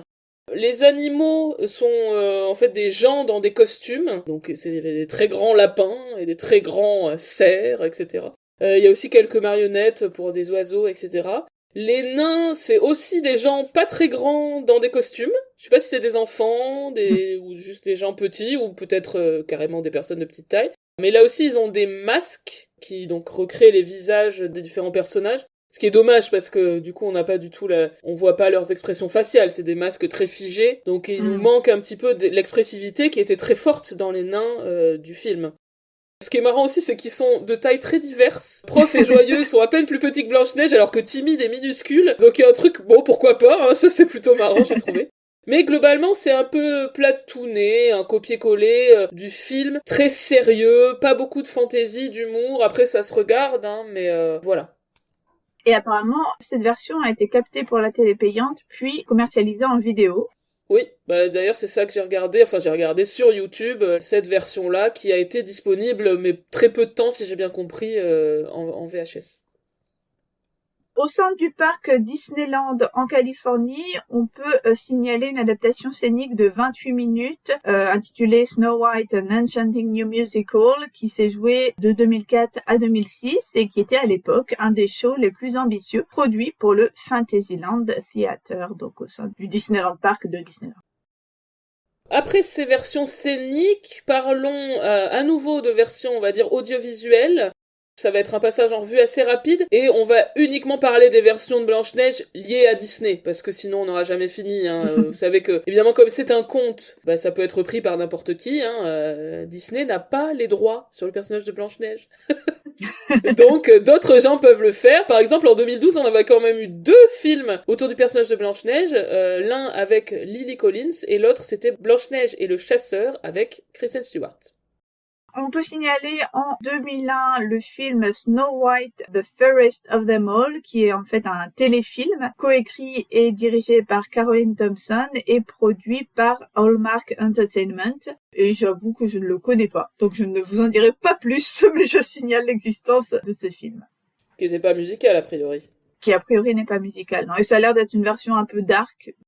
Autre variation sur le personnage de Blanche-Neige qu'on pouvait citer, c'est une série assez connue qui s'appelle Once Upon a Time, qui a été diffusée sur ABC entre 2011 et 2018. Dans cette série, les personnages de contes de fées sont envoyés dans notre monde, hein, donc dans un monde sans magie, sans se souvenir de leur vraie identité. Et donc, dans cette histoire, Blanche-Neige est un personnage central, ainsi que la méchante reine, qui est en fait l'antagoniste principal de toute l'histoire. C'est une série dont j'ai suivi les premières saisons, que je trouvais assez sympathique, puis j'avoue qu'au bout d'un moment je me suis lassée quand j'ai compris que ça devenait non plus une histoire de conte de fées, mais une compilation de personnages Disney, parce qu'il a commencé à avoir Mulan, Hercule, Elsa et Anna. Et là je me suis dit, en fait on m'a vendu un truc sur l'imaginaire européen du 19e, du 18e, etc. Et en fait c'était Disney quoi. Je me suis sentie arnaquée, j'avoue. J'ai arrêté. Enfin, on peut mentionner The Descendants, qui est une série de 3 téléfilms musicaux produits par Disney Channel, réalisés par l'ami Kenny Ortega. Et en fait, ce sont des téléfilms, donc en prise de vue réelle, hein, qui mettent en scène les enfants des personnages des films Disney, notamment les enfants des méchants. Et du coup, on a la fille de la méchante reine, et la méchante reine elle-même d'ailleurs, qui sont des personnages, et Blanche-Neige aussi qui apparaît. C'est assez fun, si vous connaissez pas, c'est une saga qui cible principalement les adolescents, hein, dans la lignée d'autres sagas de Disney dont on a déjà parlé ici, mais voilà, avec ce twist un peu fantastique, et puis évidemment très méta sur tout l'univers de Disney. Et maintenant, Fanny, il fallait que je te demande de faire un petit point sur Blanche-Neige dans les parcs Disney. Comment apparaît-elle, sous quelle forme, etc. Ah bah déjà on l'a pas mentionné, mais donc elle apparaît aussi évidemment sous la forme d'une princesse qui donc va se balader dans le parc, va participer à différents spectacles. Donc voilà, des intermittentes incarnent le rôle de Blanche-Neige dans les différents parcs Disney. Bien évidemment, il ne faut pas dire que ce sont des professionnels du spectacle, mais ce sont vraiment les princesses qui sont présentes sur les parcs. Tu m'as fait peur. Oui, non. Ne brisez pas la magie.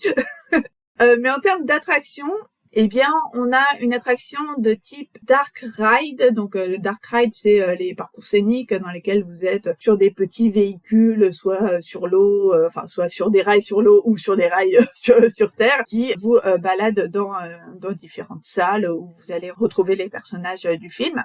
Donc, un Dark Ride sur Blanche-Neige, on en a dans 3 des 6 parcs Disney dans le monde. On en a en Californie, à Tokyo et à Paris. Il y en avait également un en Floride, mais il a fermé en 2012. C'est logiquement une des premières attractions du parc californien, une attraction qui était présente à l'ouverture en 1955 et qui est encore en activité aujourd'hui, même si elle a été transformée en 2020 et renommée, devenue Snow White Enchanted Wish. Pourquoi ? Eh bien, parce qu'elle était jugée trop effrayante, cette attraction. Et la version effrayante, qui existe pour le coup toujours dans les parcs français et japonais, a elle été renommée en Snow White Scary Adventure. Donc d'ailleurs il y a même un disclaimer à l'entrée de l'attraction qui dit attention, ça peut faire peur aux enfants. C'est vrai qu'il y a tout un passage dans la forêt qui est assez flippant. Juste à propos de ce fameux Snow White Enchanted Wish, donc la version refondue en 2020 dans le parc californien, je me suis souvenu qu'il y avait une polémique en 2021, je sais pas si tu te souviens de ça, suite à un article dans le San Francisco Gate, je crois, qui critiquait l'inclusion dans cette nouvelle version du baiser du prince à la fin, ce fameux baiser qui est non consenti de fait, puisqu'elle est en train de dormir quand on l'embrasse.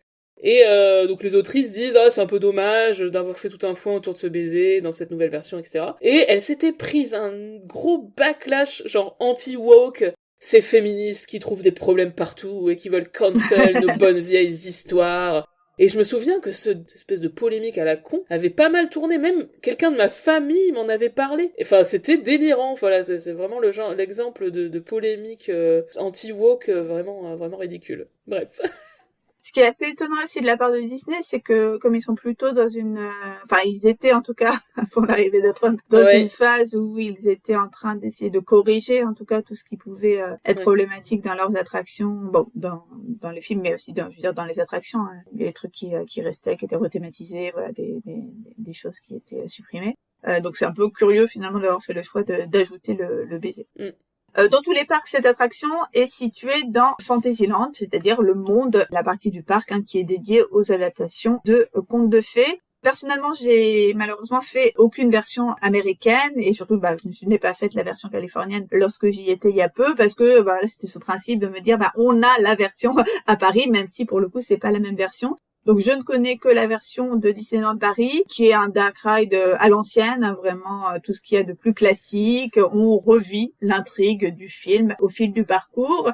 Mais ce qui est, comme je le disais, ce qui est très très marquant, c'est qu'il y a des scènes extrêmement flippantes, les arbres de la forêt. La scène qui est très flippante dans le film, c'est assez fidèle finalement, l'est aussi beaucoup dans l'attraction avec les arbres, avec leurs branches crochues. Et un moment très surprenant parce qu'on s'y attend pas dans l'attraction, c'est plutôt bien fait, c'est que la sorcière est vraiment dans la pénombre et elle est face à son miroir. En fait, voilà, c'est la reine est face à son miroir et elle se retourne et elle est en version sorcière. Et non, c'est flippant. Okay. Et tu vois, c'est une attraction que j'ai pas encore fait avec Léon, alors qu'il s'est tapé les Gardiens de la Galaxie, tu vois. Mais ça, je me suis dit, oh non, Blanche-Neige, il est pas prêt. Et donc, en Floride, comme il n'y a plus ce Dark Ride, ils ont quand même fait une autre attraction qui est un petit train sur le modèle un peu de ce qu'on appelle le train de la mine à DLP. Voilà, un petit train, un petit coaster familial, comme on dit dans le milieu, et qui est d'ailleurs pris d'assaut, parce qu'apparemment il est très bien, et donc il y a beaucoup de queues souvent sur cette attraction. Okay. Et en 2025, Blanche-Neige a aussi eu une version live action qui est sortie le 18 mars 2025 en France et qu'on a vu quelque temps après sa sortie. Ce film, donc, qui s'inscrit dans la grande série des live-action des grands classiques Disney, a été réalisé par Mark Webb, qui est le réalisateur de 500 jours ensemble, des Spider-Man avec Andrew Garfield, mais aussi du pilote de Crazy Ex-Girlfriend. On y retourne toujours à Crazy Ex-Girlfriend. Eh oui, toujours. Le scénario a été écrit par Erin Cressida Wilson. J'ai regardé sa filmographie, elle a principalement fait avant ça des drames et des thrillers, donc c'est un petit peu étonnant, la trajectoire de certains scénaristes. Et apparemment, donc Greta Gerwig, la célèbre scénariste-réalisatrice, a été sur le projet à un moment, semble-t-il. C'est pas très clair à quel moment du projet elle s'est un peu mise en retrait, mais voilà, c'est Erin Cressida Wilson qui signe le scénario toute seule. Les chansons supplémentaires dont on va vous parler, écrites pour ce film, ont été écrites par Pasek and Paul, le célèbre duo de compositeurs paroliers, voilà, très très à la mode en ce moment, à Broadway et à Hollywood. C'est la deuxième fois qu'ils travaillent avec Disney après le remake d'Aladdin. Le film est produit par Mark Platt, qui est toujours là dans les bons plans, lol. Alors, le casting de cette version 2025, donc le rôle titre de Blanche-Neige est tenu par Rachel Zegler, qu'on avait notamment découverte dans la version 2021 de West Side Story. Et on va le voir un petit peu plus tard, le choix de Rachel Zegler pour jouer Blanche-Neige a bien évidemment fait polémique. Évidemment. Dans le rôle de son antagoniste, donc la sorcière / méchante belle-mère, je ne sais pas quel est son titre, si la méchante reine, quel est son titre officiel. The Evil Queen, donc ou la méchante ouais, reine. Oui, c'est ça, ouais, la méchante reine. Et donc là, le personnage de la méchante reine est incarné par Gal Gadot, connue notamment pour Fast and Furious et Wonder Woman. Moi, j'avoue que je la connaissais surtout dans Wonder Woman. Oui, bah c'est là où elle a eu vraiment un rôle principal dans un blockbuster ultra connu, donc c'est ça qui l'a fait connaître du public le plus large, on va dire. Le love interest de Blanche-Neige, qui n'est pas un prince ici, mais une sorte de personnage à la Robin des Bois, on va dire, il est incarné par Andrew Burnap, qui est un acteur de théâtre reconnu. J'ai regardé, je le connaissais pas du tout, mais il a déjà fait beaucoup de choses. Et qui a notamment joué le roi Arthur dans le récent revival de la comédie musicale Camelot en 2023. On a un gros cast pour les voix des nains. Oui, j'ai découvert ça au générique. Ça, j'avoue, j'étais super surprise. Moi non plus, j'avais pas fait gaffe, j'avoue. On a Titus Burgess dans le rôle de Timide, Andrew Barth Feldman en Simplet, George Salazar, qui est connu notamment pour la comédie musicale Be More Chill en Joyeux. Donc voilà, pas mal de gens connus. Une personne connue aussi pour la voix du Miroir Magique, c'est Patrick Page, un acteur célèbre pour avoir joué beaucoup de Shakespeare, mais aussi dans pas mal de comédies musicales, notamment chez Disney, dans La Belle et la Bête, dans Le Roi Lion, et récemment, il a joué Hades dans Hadestown. Il est reconnaissable à sa voix très grave. On l'a dit, de nombreuses polémiques ont été suscitées par le film, et ce, dès l'annonce du projet et de son casting. Alors, en ce qui concerne Rachel Zegler, donc l'actrice qui est d'origine mi-colombienne, mi-polonaise, sa mère est d'origine colombienne et son père polonais, a été jugée, grosso modo, trop latino, si je puis dire, pour jouer Blanche-Neige. Les réactions racistes habituelles étaient de sortie, on va dire dans la lignée directe de la petite sirène, avec validé que je sais pas, que c'est censé se passer en Allemagne, ou je sais pas vraiment, à vrai dire. Bah là, dans cette version-là, je sais pas trop si c'est censé être l'Allemagne. Non, pas du tout. Ouais, mais oui, après le coup que sa peau est blanche comme la neige, je sais pas quoi, enfin bon, bref, je sais pas. Mais il y a eu tout un tas d'arguments pour juger que c'était un mauvais choix, même si elle chante très bien, grosso modo. Que seule sa couleur de peau importait. Oui, mais du coup dans le film il y a plus ce truc de peau blanche comme la neige, hein. Il y a une autre histoire sur le fait qu'elle est née pendant une tempête de neige ou quelque chose comme ça pour expliquer son nom en fait. Mais oui, effectivement, comme d'habitude, polémique inintéressante. Mais là, le truc, c'est qu'il y en a eu plein d'autres des polémiques sur ce film. Alors, on a eu polémique sur les fameux personnages des 7 nains. En 2022, l'acteur Peter Dinklage, acteur de petite taille que vous connaissez sûrement, hein, dont on a déjà parlé dans le podcast d'ailleurs, quand on avait parlé du film Cyrano. Et sans doute de Wicked. Wicked, j'oublie parce qu'on voit pas vu qu'il joue la chèvre, mais effectivement.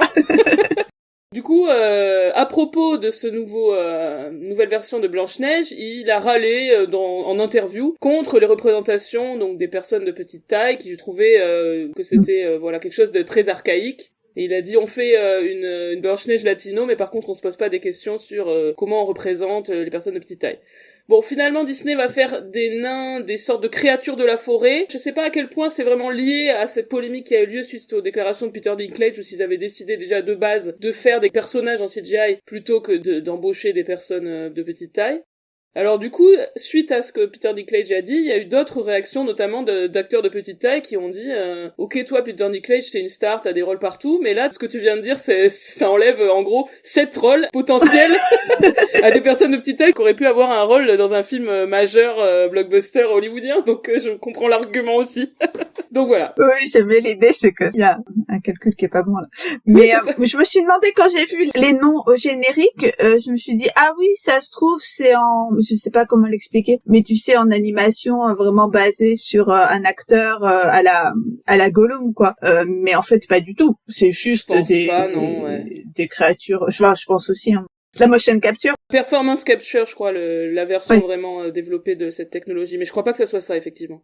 Autre source de polémique, Rachel Zegler a en interview critiqué le film de 1937 en disant qu'il était très centré sur l'histoire d'amour et que c'était daté, et que du coup le nouveau film allait corriger un petit peu tout ça. Ce n'est que la vérité, en tout cas sur le fait que le film de 1937 est quand même très daté. Mais pour cette déclaration, elle s'est attiré les foudres des fans Disney de toutes parts. D'ailleurs, j'essayais de retrouver la vidéo en question et je tapais pour la retrouver Rachel Zegler trashing de 1937 classique parce que je sais que les vidéos qui parlent de ça sont intitulées comme ça ou tant de raisons pourquoi c'est une horrible personne. Bref, donc évidemment, faire une critique sur ce premier grand classique n'a pas plu. Oui, c'était genre perçu comme elle mord la main qui la nourrit, enfin voilà des trucs un peu comme ça. Bon bref. Bon, donc il y a ça. Ensuite, bizarrement entre guillemets, le conflit israélo-palestinien est arrivé au sein de la promo du film, avec les réactions des uns et des autres. Gal Gadot, donc c'est une actrice israélienne, et elle est un soutien affiché de l'armée israélienne dans le conflit, même si, j'ai vérifié après, elle est pas non plus pro-Netanyahou, elle a plein de fois dit qu'elle était contre ce gouvernement et tout ça, mais bon, ça reste quand même elle était dans l'armée avant, etc., dans l'armée israélienne, donc elle est très pro Tsahal. Donc voilà, évidemment, ça déplaît à beaucoup de gens, ce qui est normal. Et le truc, c'est que de son côté, Rachel Zegler est très explicitement pro-palestinienne. En août 2024, elle a publié le trailer du film sur Twitter, et juste après, dans un autre tweet, elle a mis « And never forget Free Palestine ». Donc elle était vraiment en mode « c'est mon sujet numéro 1, je veux faire passer ce message-là ». Oui, je crois que c'était même en commentaire, genre merci de l'accueil que vous réservez à la vidéo parce que ça avait déjà été très vu et que du coup elle a rajouté ce message-là. C'est ça, ouais. Il me semble que c'était dans cette temporalité-là. Et du coup, apparemment, Disney a pété un câble en voyant ça. Et donc, Mark Platt, le producteur, a pris l'avion, j'ai lu ça dans un article il y a pas très longtemps, j'ai halluciné, hein. Il a pris l'avion pour aller voir Rachel Zegler et lui faire la leçon, mais elle a refusé de retirer le tweet ou de s'excuser, donc bien joué Rachel.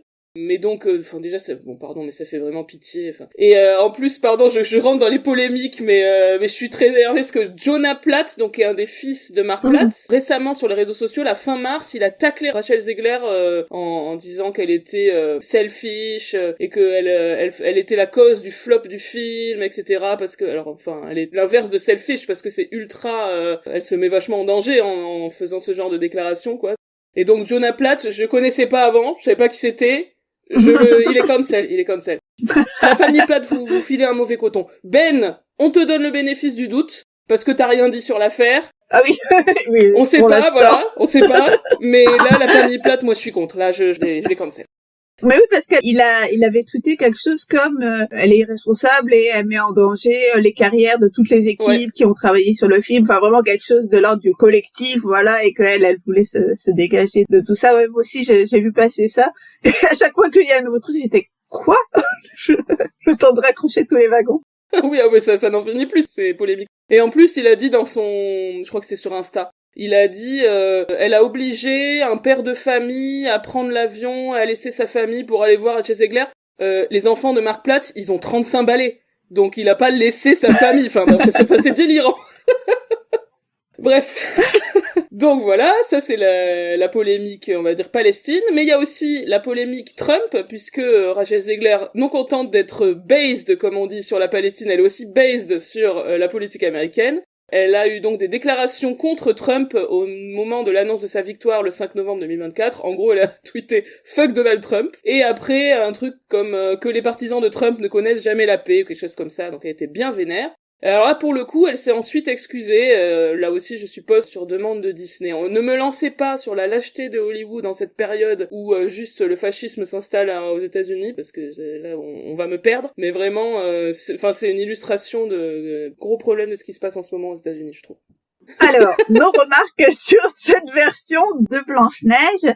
Moi, je voulais juste faire une petite remarque un peu générale. Bon, peut-être simplement dire que j'ai pas adoré, j'ai pas détesté. Voilà, j'étais pas hyper concentrée, j'avoue, quand j'ai vu le film. Pourtant, je l'ai vu en salle, hein, de façon tout ce qu'il y a de plus normal. Mais bref, voilà, ça m'a pas accroché plus que ça. J'ai pas passé un mauvais moment.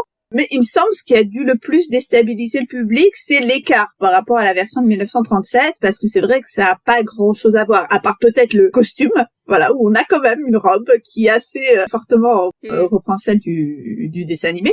Là, on n'est pas du tout dans tous ces autres live-action qui étaient des copies très fidèles à l'original, où on reprenait les mêmes scènes presque dans le même ordre, avec simplement des moments où on développe, où on ajoute des approfondissements de personnages. Là, vraiment, on part dans d'autres directions. Mais en même temps, ça m'a semblé un peu normal parce que le film de 1937 est tellement daté, pas simplement sur l'histoire, on y reviendra, de la princesse et du baiser, mais en termes de narration, de dramaturgie, de jeu, en fait, qu'on peut pas en 2024 faire une copie, copier-coller, comme on a fait avec les autres films des années 90. Donc c'est normal, tout simplement, de pas refaire un film des années 30 comme un film des années 90. Enfin, voilà, je voulais juste replacer ça à un moment parce que ça me semble une évidence qu'il fallait faire totalement autre chose. Ils ont fait totalement autre chose. Bon, c'est moyennement convaincant, mais c'était la seule solution. Ouais, je suis assez d'accord. Alors, moi j'ai pris des notes complètement en bazar, donc voilà, sachez que c'est très désorganisé, mais je voulais d'abord parler un petit peu de la musique, des différents numéros musicaux, qui sont intéressants à leur manière. Au tout début du film, on a un numéro d'ensemble assez catchy, qui s'appelle Where the Good Things Grow, qui est une chanson typique Pasek and Paul. Même on a envie de leur dire de se renouveler un peu. Mais bon, elle fonctionne plutôt bien, ça évoque vachement The Greatest Showman, je trouve, avec les enfin voilà, c'est très là on sent leurs pattes, c'est très très impressionnant. Après on va pas reprocher à des auteurs d'avoir une patte, mais là c'était quand même très notable. On sent également énormément la patte dans la nouvelle I Want Song qui a été écrite donc par Pasek and Paul, c'est Waiting on a Wish, qui est pas mal, qui fera sûrement le bonheur des jeunes filles en cours de comédie musicale, hein, parce que c'est vraiment une I Want Song typique, on dirait un peu le cliché de la I Want, enfin vraiment on dirait qu'on lui a dit, faites une I Want Song, comme j'allais dire l'IA, j'exagère, hein, parce qu'ils ont quand même un style très particulier, mais c'est vraiment ça, ça va être chanté par plein de nanas, ça ressemble un peu à Never Enough aussi, le tube féminin là de Greatest Showman.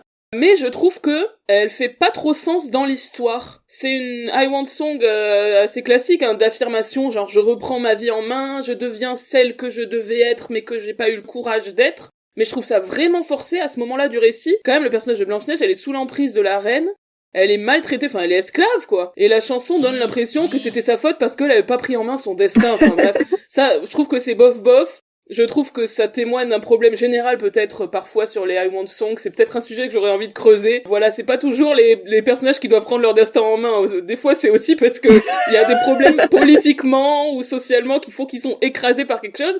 Et là, du coup, je me dis dans le film, mais elle est esclave. Donc oui, elle a pas pu prendre son destin en main. Mais oui, la pauvre. Enfin, je trouvais que c'était un peu hors sujet, quoi.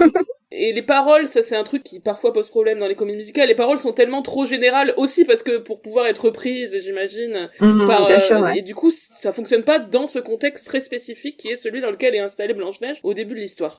Autre numéro dont je voulais parler, c'est celui de la méchante triomphante. La chanson en elle-même est pas mal, mais alors qu'est-ce que c'est mal monté? Je crois que t'es d'accord avec moi, Fanny. On a un décor très sympa d'escalier avec les servants de la reine qui l'entourent, mais il y a des cuts incessants, c'est insupportable de ne pas rester plus de 2 secondes sur un plan. Oui, c'est marrant que tu aies noté ça parce que j'avais noté la même chose en le voyant.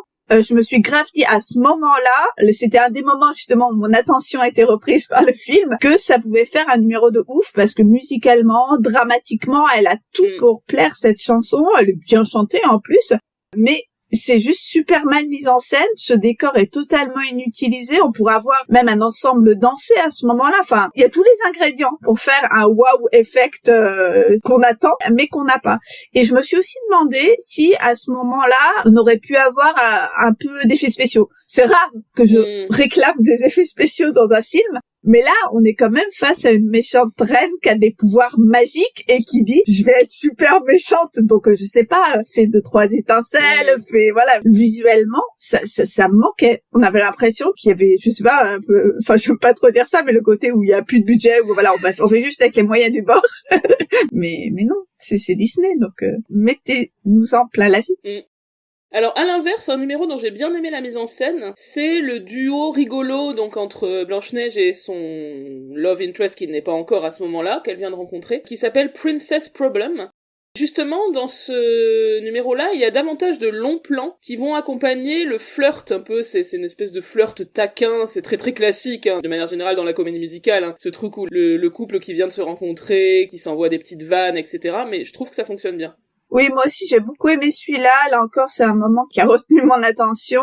J'ai aussi trouvé que le début de la chanson ressemblait beaucoup au début de la chanson des Trolls dans Frozen One. Enfin, j'arrêtais pas de me dire, ça me fait penser à quelque chose. Voilà, c'est ta. Enfin, le début de la chanson, le parler chanté. Et ça fonctionne très très bien. Ça change aussi un petit peu. Enfin, même si encore une fois, c'est un type de numéro assez classique, mais j'ai l'impression que des chansons comme ça un peu comiques où le duo romantique commence par se taquiner, on n'en a pas systématiquement chez les Disney.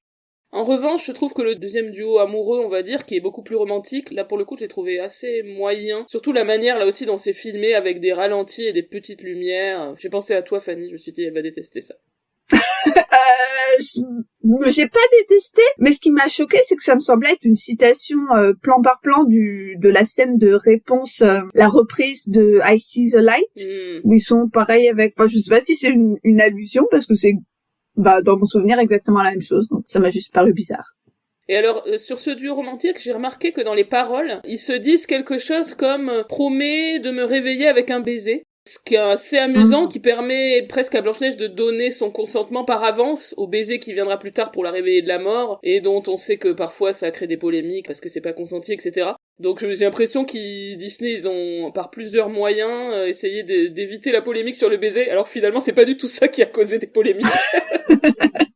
Et ce baiser, je me suis dit qu'il faisait presque un peu bizarre, parce qu'il n'est pas du tout rendu spectaculaire, pour les raisons voilà qu'on vient d'évoquer. C'est pas du tout l'aboutissement de l'intrigue, mais par conséquent, je trouve que c'est presque étrange qu'il la réveille, parce que ça fait un peu en mode « Ah d'accord, il suffisait de ça, bon bah allez, on passe à autre chose. » Oui. Elle est quand même censée être morte, c'est bizarre. Oui, et puis c'est plus du tout le climax de l'histoire, donc c'est vrai que presque ils auraient peut-être pu s'en débarrasser. Enfin, je sais que c'est iconique, que ça fait partie de l'histoire, mais ils ont tellement laissé tomber des trucs iconiques que ça ou autre chose, enfin, je sais pas. Mais c'est vrai que dans le film, tout est vraiment fait pour que l'histoire d'amour ne soit pas du tout le centre des préoccupations de Blanche-Neige, ce qui entraîne la disparition de chansons quand même majeures comme I'm Wishing et Someday My Prince Will Come. Oui, j'avoue que moi je trouve ça quand même un petit peu dommage, parce que ce sont des classiques. Oui, voilà, c'est mon moment réac, mais c'est quand même des chansons qu'on attend dans Blanche-Neige. Alors évidemment que les paroles sont compliquées aujourd'hui, hein, dans une volonté de moderniser l'intrigue, mais peut-être qu'on aurait pu avoir une petite citation, une petite reprise musicale, mais pas quelque chose de moqueur, d'accord Disney? Parce que je vous vois bien faire ça en mode « Ah mais non, je suis pas du tout du style un jour on y reviendra ». Enfin, voilà, non, juste on rend hommage à l'original. Mais peut-être que ça a été fait, que j'ai pas fait gaffe. Il me semble que Blanche-Neige, à un moment, quand elle est dans la maison, juste avant que la sorcière arrive, elle fredonne « Un jour mon prince viendra », il me semble. Mais bon, voilà, c'est assez limité. Et alors, je me suis demandé, juste sur le look de la sorcière, elle était vraiment très très loin, dans sa version pas belle, on va dire, de la sorcière au nez crochu, aux doigts griffus de 1937. Là encore, je me suis demandé si c'était par rapport à l'imagerie problématique à laquelle ça pouvait renvoyer. Je pense notamment à la question de l'imagerie antisémite. Mais j'avoue que je trouvais qu'elle avait pas forcément la tête que j'attendais. J'aime ma sorcière au nez, aux doigts crochus, je crois. Bah, c'est vrai qu'elle est très marquante, ouais, dans le film original. Il y a plein de trucs qui sont très marquants, ils arrivent pas ni à le reproduire, ni à trouver un équivalent moderne qui fonctionne aussi bien, quoi. C'est tout le problème de ce film, je trouve. Dans le genre ajout, il y a un travail assez important autour du lore, c'est-à-dire tout l'univers, en fait, dans lequel se déroule l'intrigue. L'univers est beaucoup plus vaste que dans le film original. On a une backstory, au début on voit Blanche-Neige enfant avec ses parents. Il y a beaucoup plus de personnages, on voit des gens du peuple, on voit les bandits dans la forêt, etc. On est sur un univers qui évoque la fantasy, hein, le genre de la fantasy. Puis voilà, il y a toutes les ramifications politiques. En fait, l'histoire ne se termine pas avec la mort de la reine, puis avec le baiser qui va réveiller Blanche-Neige, mais en fait, ça continue après, puisque la reine ne meurt pas. Mais ça continue quand Blanche-Neige retourne au château, reprendre le contrôle du royaume. Il y avait un petit peu le même truc avec Jasmine dans le remake d'Aladin. Mais bon, c'est pas une mauvaise idée en soi, mais c'est un peu cucu, et je trouve que ça échoue à transmettre quelque chose de très exaltant, triomphant. Oui, ça étire l'histoire de façon un peu étrange et globalement, je trouve que ça manque un peu de ligne directrice. Avec tous ces ajouts, on a du mal à voir où ça va et on s'écarte beaucoup de l'original. Alors, pour revenir sur les nains, ici, ils sont clairement, comme on a dit tout à l'heure, des sortes de créatures fantastiques. D'ailleurs, ils disent à plusieurs reprises qu'ils sont très vieux, ils disent qu'ils ont 274 ans. Et ils font plusieurs fois la distinction entre eux et les humains. Eux, ils sont pas considérés comme des humains. Donc, c'est pas du tout censé être des personnes de petite taille humaine, quoi. Mais par contre, il y a un acteur de petite taille parmi les bandits. On dit quand même, il faudrait quand même embaucher des acteurs de petite taille parce qu'on leur a squeezé 7 rôles. Enfin, je sais pas. On se pose un peu des questions sur ça. Moi, j'ai trouvé que pour le coup, une des chansons qui a été conservée, c'est Hi Ho. J'ai trouvé un petit peu décevante, elle est allongée pour mettre en scène une immense mine de pierres précieuses souterraines. On se croirait dans le Seigneur des Anneaux, hein, parce que dans l'univers du Seigneur des Anneaux, les nains sont connus pour l'exploitation des mines. Mais bon, j'ai trouvé ça inutile et pas très très beau.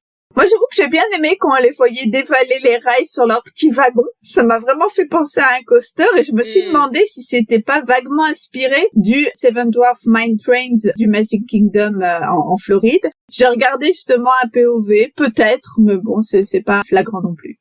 Pour continuer sur le numéro, et un numéro qui lui aussi est conservé, c'est Siffler en travaillant, qui est déplacé un peu plus tard dans l'histoire et qui cette fois-ci a lieu avec les nains. Parce que vous vous souvenez, dans le dessin animé, c'était avec les animaux de la forêt en attendant que les nains reviennent chez eux. Là, ce changement, je trouve, fonctionne plutôt bien, puisque les nains font aussi le ménage avec Blanche-Neige, finalement. Et du coup, ça permet d'atténuer un peu le côté ménagère de Blanche-Neige, même si elle leur apprend à faire le ménage, en quelque sorte. Donc, on voit qu'elle a cette compétence-là qui reste, mais c'est un peu moins too much, quoi.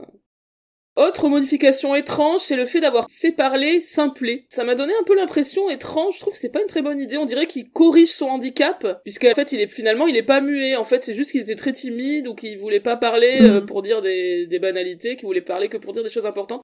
Je trouve pas ça très pertinent, j'ai pas trop compris. Je me suis aussi demandé pourquoi est-ce qu'il avait exactement la même tête que Alfred E. Newman, tu sais, la mascotte de Mad Comics. Je sais pas si tu vois... J'avais pas la ref, mais j'ai regardé et j'ai fait, ah ouais, c'est la même tête. Mais c'est fou, parce que c'est vraiment un visage hyper connu et emblématique, donc j'ai pas vu de traces de ça, j'ai cherché vite fait, mais à mon avis, c'est pas un hasard. Mais si vous avez la réponse, dites-nous.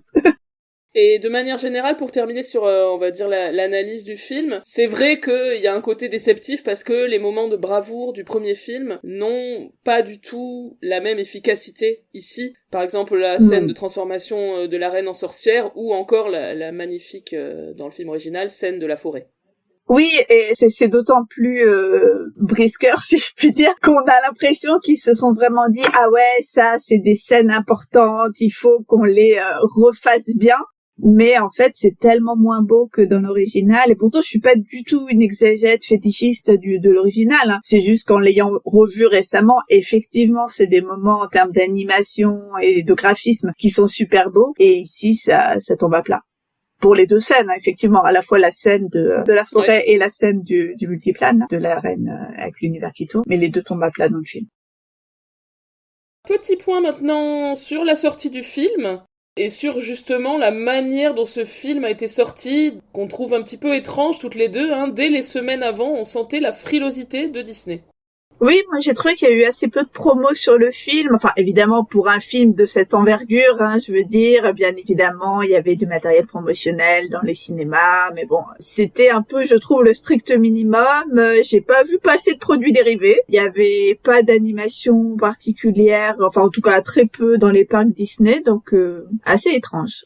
Et en tout cas, pour ce qui est de la sortie en France, on a vu qu'elle a été bizarrement escamotée par Disney, qui notamment n'a pas voulu le montrer à la presse. Mais oui, on était trop déçus parce qu'au début, ils nous avaient dit oui, mais la copie arrivera tard en France et finalement, pas du tout. Oh là là, on n'a toujours pas été invités par Disney.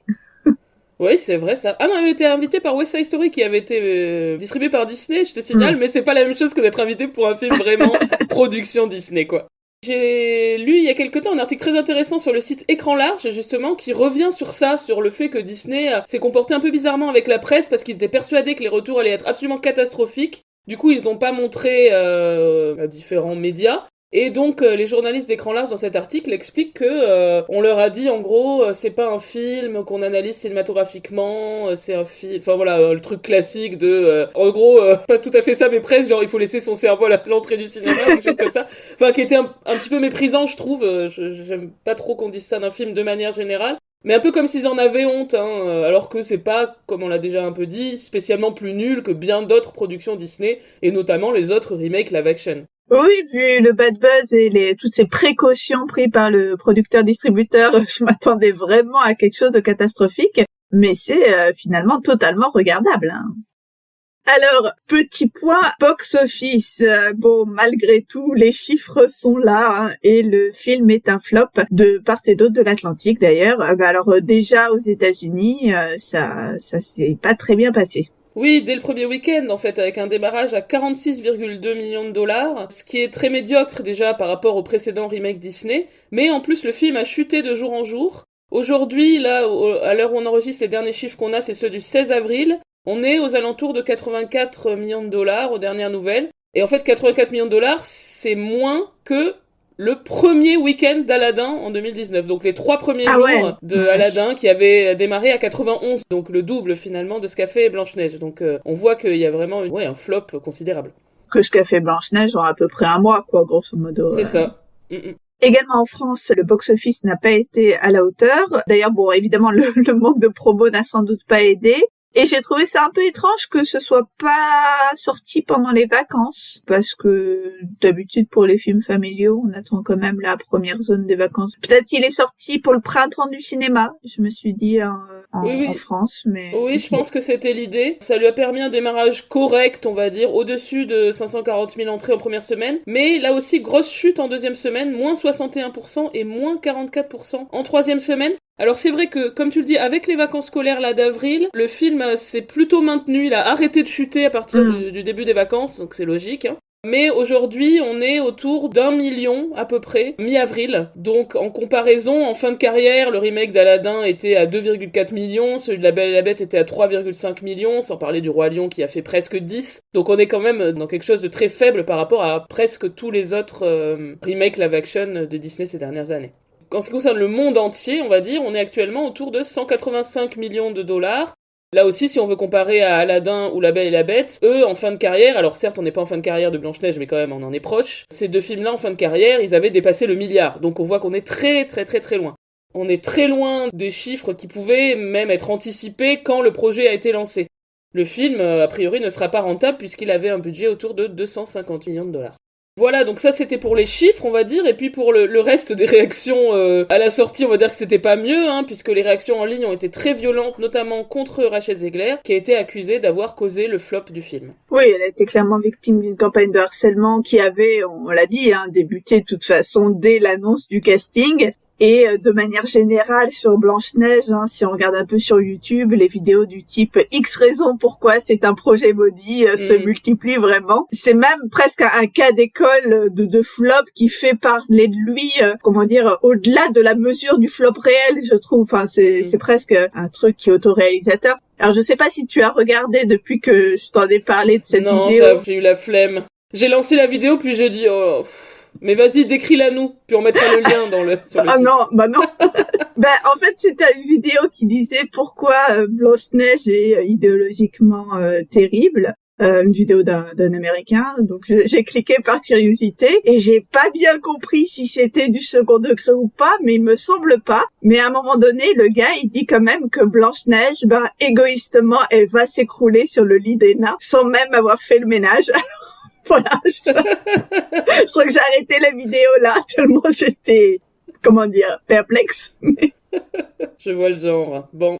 Et alors, est-ce que ce flop va avoir des conséquences sur les futurs remakes, sur cette grande tendance de Disney de refaire tous ces grands classiques en live action? Peut-être, Disney semble s'interroger sur la pertinence de continuer cette tendance-là. Il me semble que ça fait déjà quelques mois, alors c'était peut-être lié au bad buzz qui entourait Blanche-Neige, hein, mais il me semble que c'était déjà un bruit qui courait avant la sortie de Blanche-Neige, que ce filon allait peut-être se tarir. Des articles récents expliquent que Disney a suspendu la production du remake live action de Réponse suite au flop de Blanche-Neige. Bon, à voir ce qu'il en est exactement. Bon, toujours est-il qu'il y a quand même le remake de Vaiana qui va sortir dans quelques temps en version live action, si je dis pas de bêtises. Et avant ça, il y a... Et Stitch aussi, non? Ouais, ce que j'allais dire. Avant ça, il y a C'est Lilo ça, et Stitch, ouais. Là, dans quelques semaines, il me semble, très bientôt. Alors, pour le coup, moi, Lilo et Stitch, je connais pas, j'ai jamais vu. Donc, moi non plus. faudra qu'on le découvre. Alors, c'est pas une comédie musicale, donc c'est pas prioritaire, mais ça a l'air quand même pas mal. On s'en fout. On s'en tape, c'est que c'est pas une comédie musicale, ok? Mais elle en parle dans Crazy Ex-Girlfriend. Ah oui, c'est vrai. Elle dit que c'est un super film, oui. Ça doit être vraiment, j'allais dire très générationnel, mais toi, t'as quasiment exactement le même âge que Rachel Bloom. Bah oui. Mais ça fait partie des Disney que j'ai pas vu, ouais. Vous nous direz si c'est très connu par chez vous. Je me rends pas compte si c'est juste que je l'ai raté parce que voilà, j'ai pas eu l'occasion de le voir, ou si c'est peut-être plus connu quand même aux États-Unis qu'ici par rapport à d'autres Disney, je veux dire. Bah, ce qui est très très connu dans la communauté des fans Disney, c'est que Stitch, en termes de merchandise, c'est le truc qui est le plus fait. Enfin, les produits autour de Stitch, alors que le film, même justement un peu en opposition avec le statut relativement mineur du film, c'est un des trucs qui se prête le plus à la déclinaison. Ah bah tu sais que j'ai un ballon de plage avec Stitch dessus que ma fille aime beaucoup. Mais voilà. Donc, alors que bon, je sais pas d'où ça sort, pourquoi j'ai eu ce ballon. Je sais plus si c'est moi qui l'ai acheté, si on me l'a offert, mais il y avait Stitch dessus. Donc oui, effectivement, je confirme. Bon, eh bien, on en saura plus bientôt hein, sur la suite des studios Disney. Et puis nous, on se retrouvera sans doute dans quelques semaines, quelques mois pour continuer notre superbe saga autour de Disney. On va continuer chronologiquement, tranquillement. On sent que ça va être assez long. Mais c'est pas grave, il y a plein de films à analyser, plein de choses à voir sur l'histoire de Disney. Et donc, on vous rappelle notre prochaine séance de Cinéma Club, le 27 avril, toujours à 17h, toujours à l'Archipel. Et ce sera l'occasion de découvrir ou redécouvrir sur grand écran le grand classique de Elliot Bacon et Busby Berkeley. On va le créditer comme ça, on en reparlera. Qui est le film 42e rue, 42nd Street. Donc on sera dans les années 30, comme Blanche-Neige, même si ça n'a pas grand-chose à voir, mais... Ben voilà, c'est la fin de ce très long épisode qui démarre en fanfare, on va dire, notre saga Disney. J'espère que ça vous a plu, n'hésitez pas à nous faire des retours sur Blanche-Neige, votre rapport à ce film, votre avis sur le remake, votre avis sur les parcs Disney. J'allais dire votre avis sur le ride de... Voilà. N'hésitez pas, on serait ravis de discuter de tout ça avec vous. Et on vous dit à très très bientôt pour un prochain épisode de All That Jazz. Salut